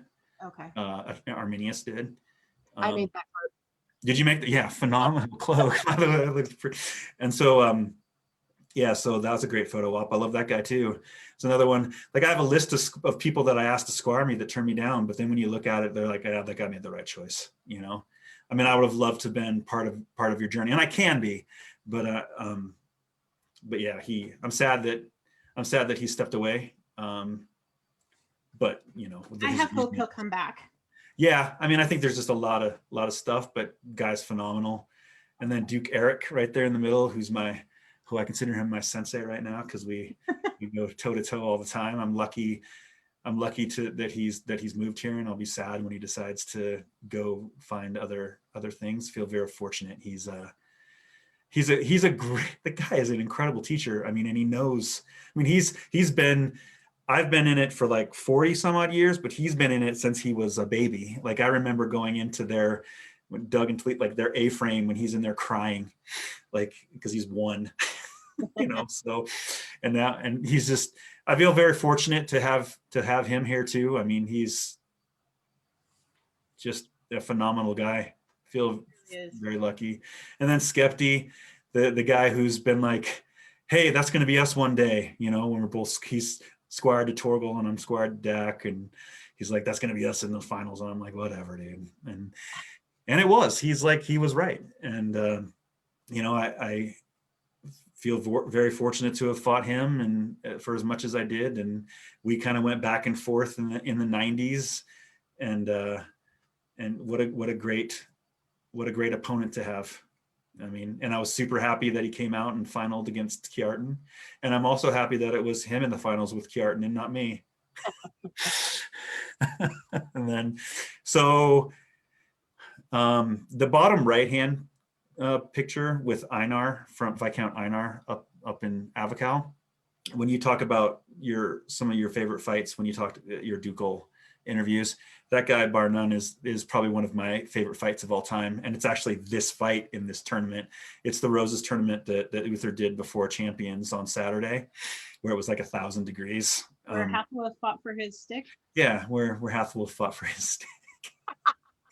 Yeah, against the man and his stick. There you are in the background again, Rifkin. Oh yeah, there I am. Yeah, and so this fight right here, like it was one of those fights where you're throwing a ton of shit and you're blocking and throwing and blocking and throwing. Hands down, one of my favorite fights in the SCA, and one of my favorite guys. Like, I'm sad that I haven't been able to see him or fight him, and I've been able to talk to him here and there on Facebook. But you know, seeing all these interviews brings up memories, so it makes you want to contact people.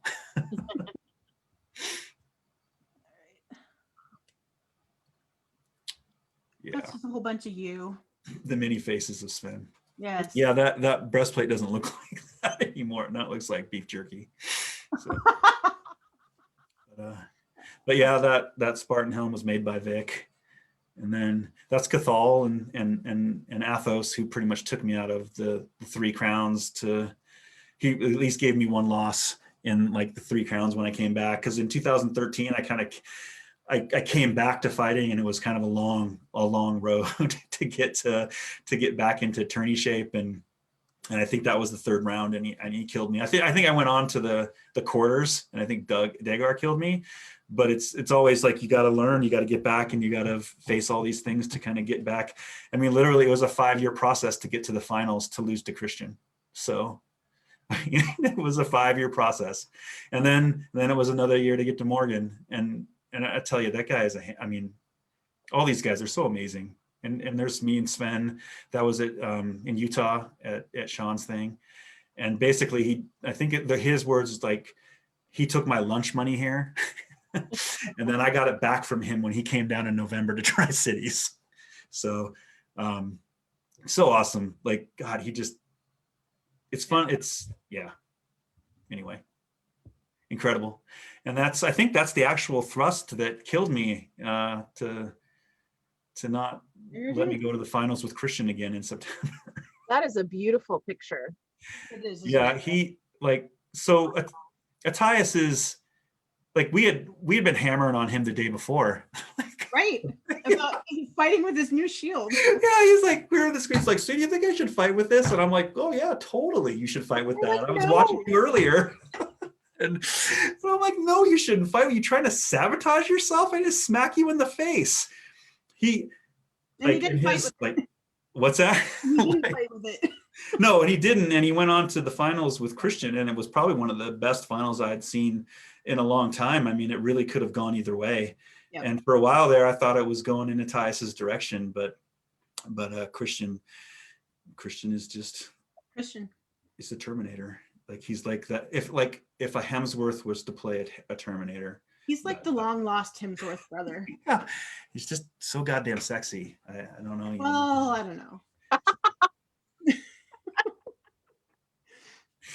So anyway, Nick. Oh, this is us. And then my inspiration is just why it's basically why I'm still playing, is because sooner or later, one way or the other, you're going to be queen, and it, because that's how it has to be. So watch out, we're coming. Little magic card. I didn't even know I had one of those. Did you make that? Of course I made it. Oh, yeah. I had no idea. Like, everybody's throwing out these magic cards, and I'm like, it'd be nice if I had one. And now I have one. And then this picture like epitomizes to me how much you appreciate what people do for you. Yeah, I think I slept in that. Yeah, I loved those. I mean, you're a very generous person, so thank you for everything. And it's like all back here, you can all see it. I mean, like, I have a shrine to Misty's works. I mean, or to Sir Rifkin's works. Sorry. But yeah, so thank you. I hope.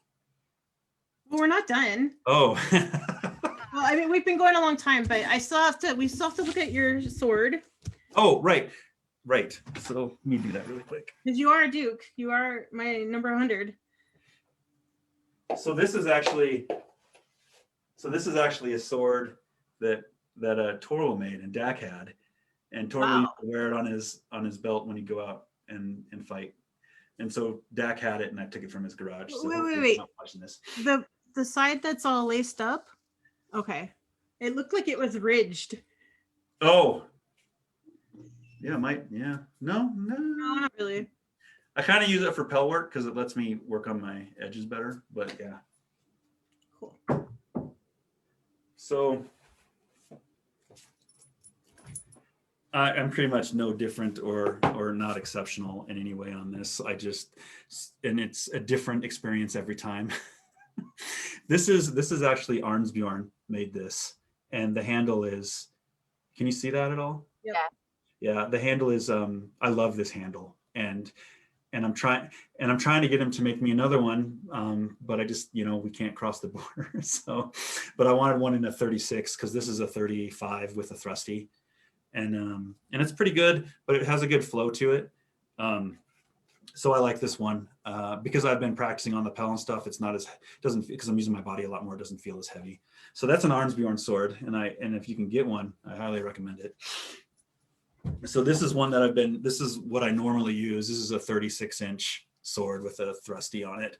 And so I pretty much just plane them down and kind of it's kind of like a thick and rolls down to like a point at the end. Like an almond or? Yeah, like an almond. And then I use just a trigger, just a single trigger, nothing fancy.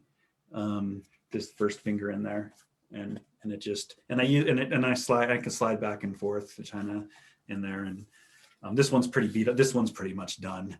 So then I actually made a new one, and I think so. Duke Ivar, is that Plastic Smith Armory? Is that what he does? So we bought a bunch of these, and then Aaron or Alexandros. What's that? How do you like it? I haven't used it yet. Okay. We were supposed to do a small bubble practice last Sunday, but we kind of do the thing if you think that you've been around or anybody, then we just call everything off because it's not worth it. So I don't know yet, but I felt it on the Pell and it feels pretty good. And then Aaron, I put on tennis grip tape because I've never done that before, and it actually I made the handle a little bit smaller and then put the grip tape on. And it actually feels pretty good. Just the same kind of handle, same kind of construction, kind of flatten both sides, and then just got a thrusty on there. So it's 36. So I'm impressed you're trying something new. Yeah. I mean, old dogs, right? We got new tricks. Only because it felt good. I mean, only because it feels good. If it would have been like, I don't know. But like Aaron's sticks are like, these are his handles. Like there's no... like it's like the wood is bigger in the. I don't know how he does it. It's like Dak. Like Dak handles were like literally this. Like you had to this is how you had to hold it. He like holds it like a dinosaur. Yeah, I'm like, what are you doing? The first sword he gave me was like that, and he says, "You'll get used to it." You'll get used to it. Like, I don't know. I'm only 16. Yeah. So that's my sword construction. Nothing fancy, no tricks, just straight to it. And it's always a different experience. Do you like them weighted a certain way or?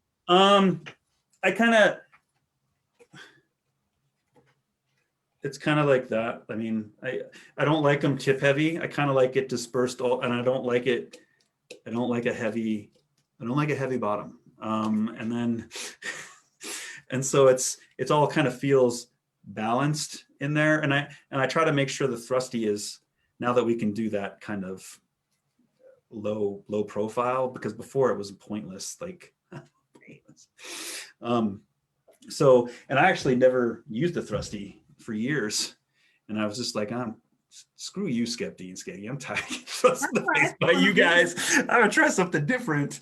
And now I utilize it, but I try to just forget about it. And then, so they'll forget about it. And then I've been trying to do a lot of different weird things. And if something pays off, I'll stick with it. So, yeah. I think Skepti inspired a lot of us to put. Yeah, absolutely. I'm like, there must be something to this. That's what I was tired of the junk in the face. So, Oh, tired of the junk in the face. So, all right. Well, okay. I have one story. okay. Because we all love Godric, right? Yes. And so this is just something that's just been with me because I think about it from time to time because it's just like, it's just a crazy story. So I was a big supporter of Godric and him being knighted. So I'll go back. So when I think it was our second reign, or in between our second and third reign, I was gifted out of the blue this kind of late period belt. And Sir Gillian, I think he lived in Seattle or Tri-Cities for a while. He made these belts and he just gave this to me. He said, somebody made this, somebody bought this for you and wants you to have it. I'm like, okay. And so I wore it. I wore the hell out of it and just got the crap kicked out of it all the time. And he was the kind of thing where if you send it to me, I'll fix it. I'm like, okay, great. So I've had this belt for like 4 or 5 years.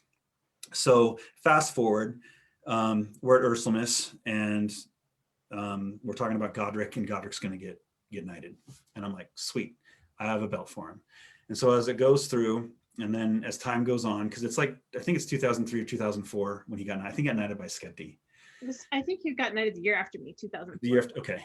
And so as a time, I think things are crazy. We might be moving this and that, everything's. And so I'm like, as May Crown comes, I'm like, oh crap, I don't even know if I'm going to make it. I'm like, oh crap, Godric's going to get knighted there. And I said I'd get him a belt. So I had to go find this belt. I didn't know what belt to give him. I'm like, and I went into my garage and pulled it out and it's a mess. I'm like, oh crap. And so I tried to fix it as best I could, which is not that great. And so it goes through, I get it fixed. We go to May Crown, he gets knighted. I give him the belt, and the lineage, it was a gift to me and I'm gifting it to you. And so I think 6 months to a year a year goes by, and we were talking and he goes, did you ever know who gave you that belt? Like, where'd you got this belt from? And I'm like, Godric, I have no idea. He bought it for you, didn't he? Yeah, that guy bought that belt for me in hopes that I would, when he was one day knighted, give it to him. And I'm like where first of all, I had no idea that this guy that Godric bought this. I had no, it's just a cool belt I had. This is awesome. I have this secret benefactor that's giving me free things. But it's just one of those things. It's like what makes this game so incredible and so important. So I don't want to magical, but I had chill. When he told me that, I was like chills, goosebumps. This is crazy. Not in a million years. How did this happen? Right. So that's just one of many stories that I have. Yeah, Gillian or whatever his name is, and Godric live in the same barony. They live down. Yeah, so that's and I was just like, wow. So anyway. Cool. All right. That's a good story. Thank you for sharing. Yeah, no problem. I gave Godric my chain. So. Oh, did you really? Yeah. Yeah, Godric was one of those guys that we were both unbelted and we would travel together and go. Yeah, he was so inquisitive, and so I mean, I remember. Yeah, I was a huge advocate of him. I was a huge advocate of Athos, all those guys. I mean, anyway, it's been an incredible journey, and I feel like I'm still going and got some second life, and just keep on keeping on. Keeping on. Not a comeback. No. All right. So for final 10. What event have you never gone to that you would like to go to? Pennsic. You've never been to Pennsic? No, because I'm just a small town boy and big things frighten me. So I just have never. I had I almost went when Rorik was king because Vic was really hounding me, but I just couldn't get work off. And then when we were king and queen, it just never. I mean, we went to Estrella as king and queen, and that was awesome. Estrella is I love it. It just seemed Pennsic just seemed too big for me. And I'd like to go to Gulf Wars, and I'd like to go to Adult Swim, and I'd like to go to La Providora. I'd like to go to all these things, but I think Pennsic, if you're in the SCA, you should probably go to it. Yeah, definitely. If you could fight anyone in the world, who would it be? Yeah. just like everybody. And now I'm sitting here and thinking, geez, there's so many. I did like Sean's answer. I think it was the student, which leads me to Aaron. Like, I really feel, and I don't care how mushy this sounds, like it's like a blessing to be able to train with that guy. I mean, if I could have Sven Randallson, if I could have Uther, if I could, like Branos, like who I've never fought, like Lucan, who I fought but was extremely hungover from Ethan's. I remember that.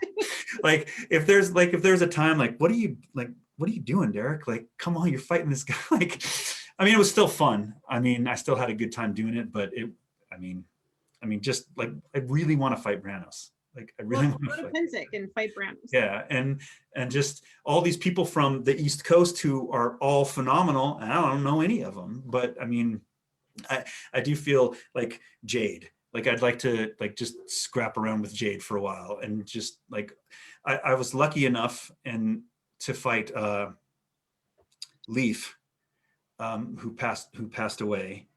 He's from the Outlands. Like that guy, like single-handedly, I don't think I've ever been picked apart and felt like a new fighter like other than from fighting that guy. Like he literally he was like, so you're Duke Sven, right? Like, yeah. He didn't say that. That's just me. That's how I felt. But it was like to be able to have fought that guy and just know what like really good is there's so many. Connor, like I've never fought Connor. Like I mean, I've seen his fights. I mean, phenomenal fighter. The guy I just interviewed. Yeah, the guy you just interviewed. Like I watched him fight in Crown. Super fun. Yeah, and seems like a super nice guy. I mean, I totally like, and I mean, I'd really like Uther. Like if I could just like, hey, yeah, he's his own roller coaster. Yeah. I mean, he like. I remember him at 30 year and I beat him a couple times back in the day. Like, I don't think I'd probably touch him now. I mean, how I look at things now, when that guy is in a tournament, like you must be really good if he didn't win the tournament. Right. Like just with our crown, I was so glad that Einar, I was happy. I wasn't happy, but I thanked my kid Allison for breaking her arm, so I didn't have to go get beat by Uther in the finals for a crown. If I got there. So Einar fought for me in that crown, and before the final even started, he looked over at me and goes, "I'm sorry."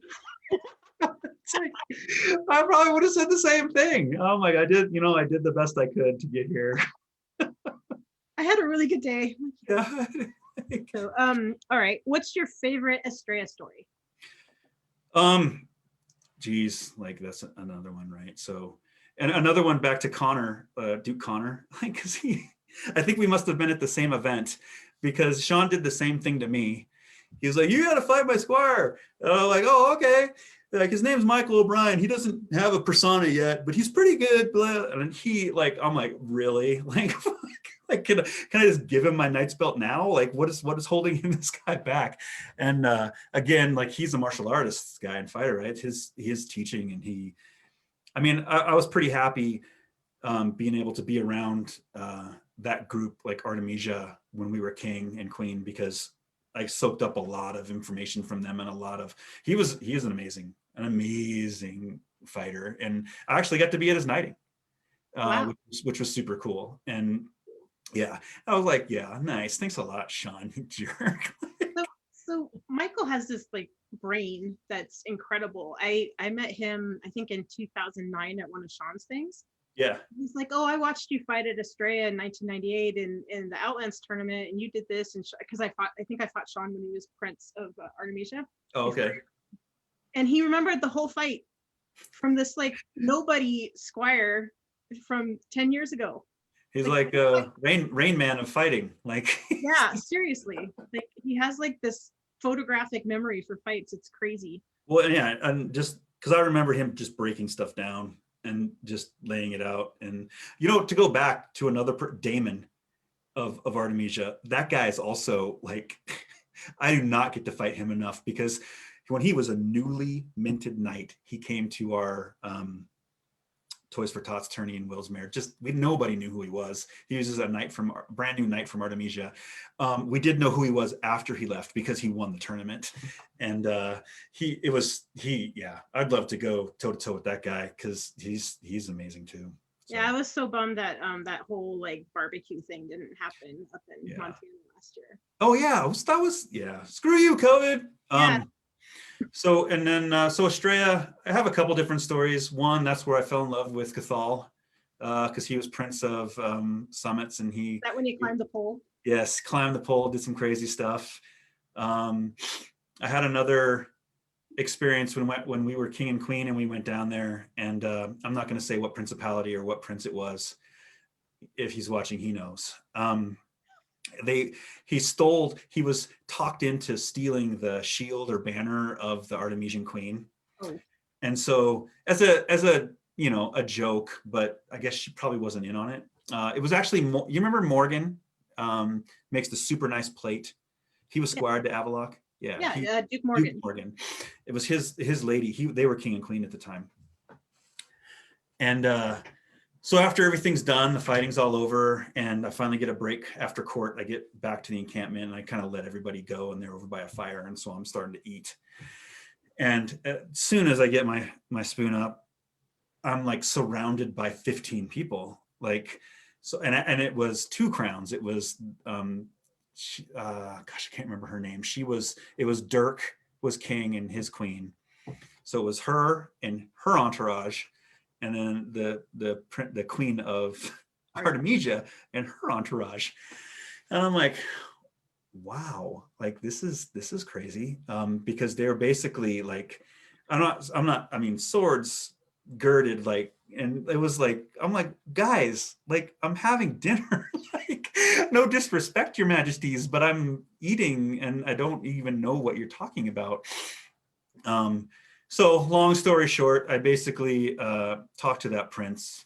He took it back, apologized, and I'm just like, I had nothing to do with this at all, but I guess I'm the king and there are principalities, so I'll figure it out. And I totally respect that prince, like, amazing fighter.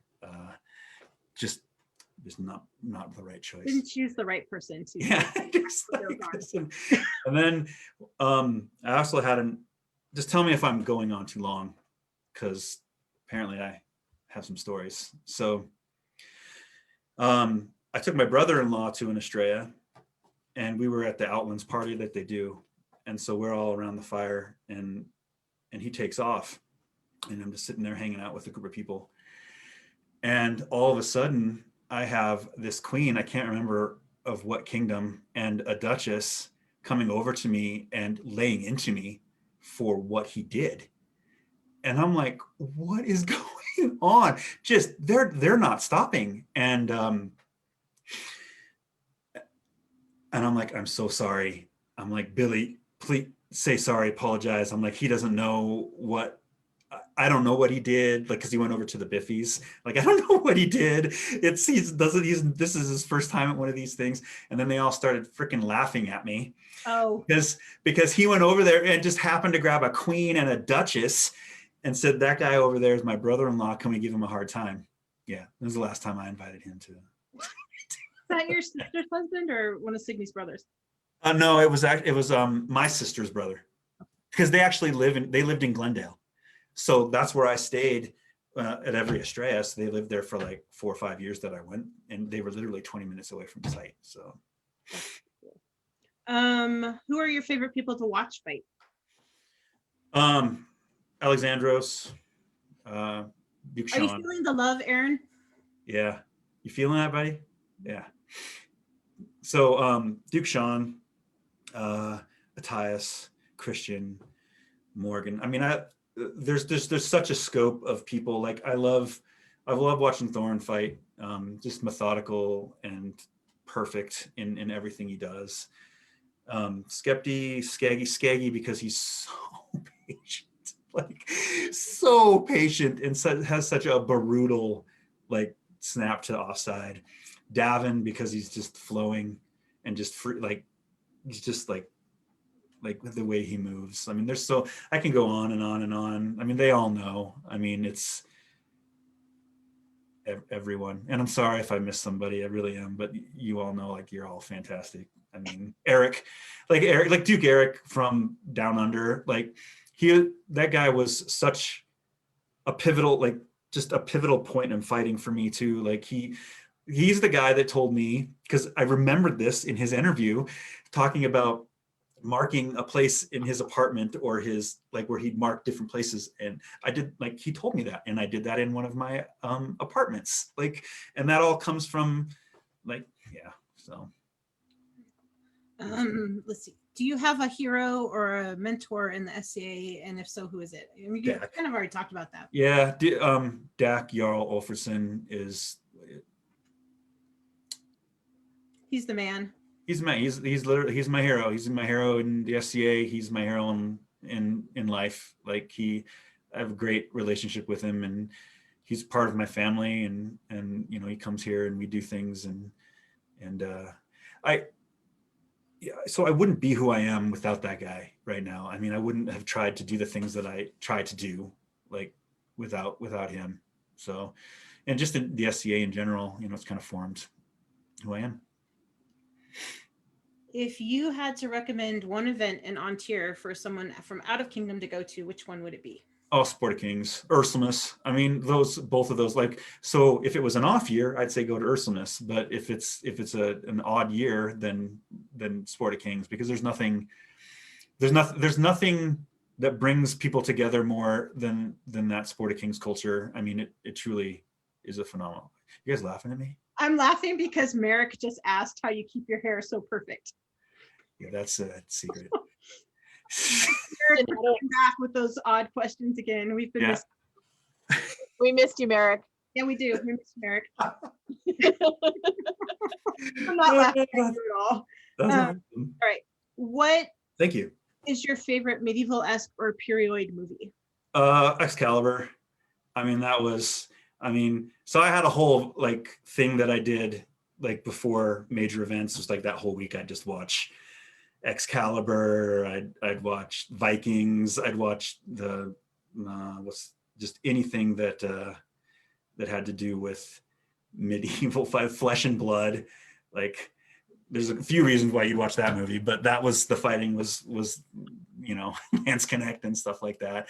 Then Gladiator. Like, I'd watch all these movies, Braveheart, like, but Excalibur I went and saw that movie in the theater. I probably was 9-10 years old, and it's just stuck with me ever since. We never, like, I have to go back because I never asked you about, like, your attorney headspace or what you do to get into it, and that's like something that I love to talk about. So I'm asking.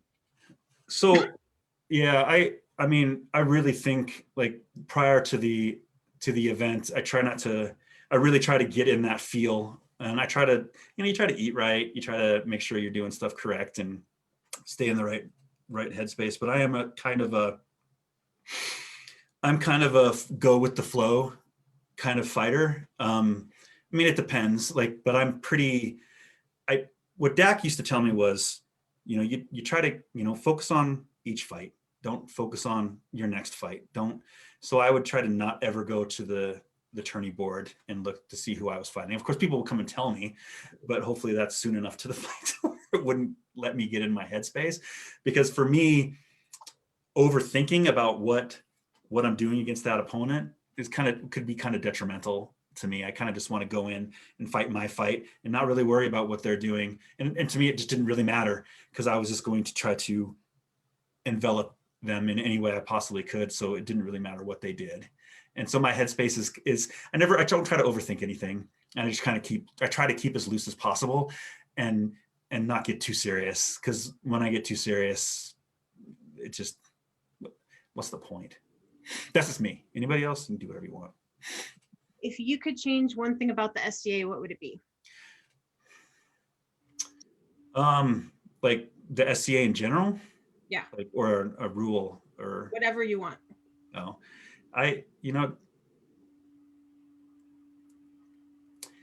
it's hard, right? Because when I came into the SCA, there weren't as many rules as there are now. So I was free to to roam and do whatever it is I wanted to do. So, but they have all those rules in place for a reason. So I certainly wouldn't want to go, I mean, back to what we were. Yeah, I don't know. I mean, I guess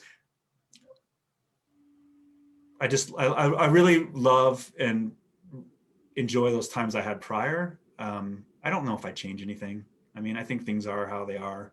I mean, I used to really dislike that stupid elbow rule, where you had to put armor on your elbow underneath your shield. Like, I hated it.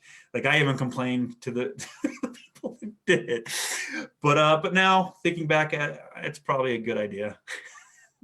Well, I'm used to it now. those little hard plastic things, and I'm like, hardly tell it's there. Yeah, I mean, before it was like, I need my freedom, I need the flow of everything, but now I don't even realize it's there, and it's probably a smart decision. So. As long as you don't have to have a fan on it, because the fan gets Yes. stuck on your shield, and it just. I mean, and I've been hitting the elbow, so yeah, it's a good call. All right, what's your favorite in kingdom tradition? Oh, geez. I mean, I really do like the processional. I mean, I know it takes up a lot of time, and the shield. I mean, there's just so many traditions that we've kind of forgotten. I mean, but like the Beaver McCleaver and Squire, the tournament that they'd have in between rounds, that was always a fun tradition. I do like the processional, and I like the shield boards, and I do like the concept of banners and that kind of thing, because it kind of brings everybody together. So I'd say that. And last question, what do you think is the most important trait to become a successful fighter? Oh, drive, ambition, and drive. I mean, talent's always always helpful, but drive. I mean, literally, like, going back to the knighting, like, that lit a fire under me and drove me, like, to do things that a 5'10", 160-pound kid should be able to do, you know, and that drive and ambition to try to learn everything, that's what I think. Cool. Well, I really appreciate you agreeing to do this, and thank you for being number 100 for me. Yeah, and I'm sorry that I'm so long-winded and just joined. I'm not sorry at all. It was super fun. Everybody hung in here, so they had fun too. So good. Yeah, I like, just to say, like, there is nothing like the SCA, and it's formed my life. It's formed some of my best friendships I'll ever have, and I can't even think what it would be like to not have it. I would just be boring. Like, so I appreciate you guys and everybody that puts up with me. So thanks. I want you to know the belt fits. I'm very happy that the belt fits. I am ecstatic. I'm so happy to see that, and because I had talked to Aaron about this, because I was going to give it to you for your birthday, but I was like, I don't want to just send it. That sucks. I want to see me open it. I want to see you open it. I want you to know that it means how much it means to me, like that, and how much you mean to me by giving it to you, I guess, is what I'm trying to say. So. Well, you mean a lot to me too. So. Oh, and Optimus Audis. I love watching that guy fight too. I knew that you forgot him. I was going to say something. No, I'm not gonna say that. Like, I love, like, he is, to get to fight that guy is probably my heaven. So. It's pretty heavenly. Yeah. I've never had somebody pretty much physically take me out of a tournament other than him. He threw this wrap, and it's his first Champions turn he won against Vic. He threw a wrap and made it so my arm didn't work. So I was like, what? And then, yeah. So anyway. All right. Thanks for this opportunity to talk.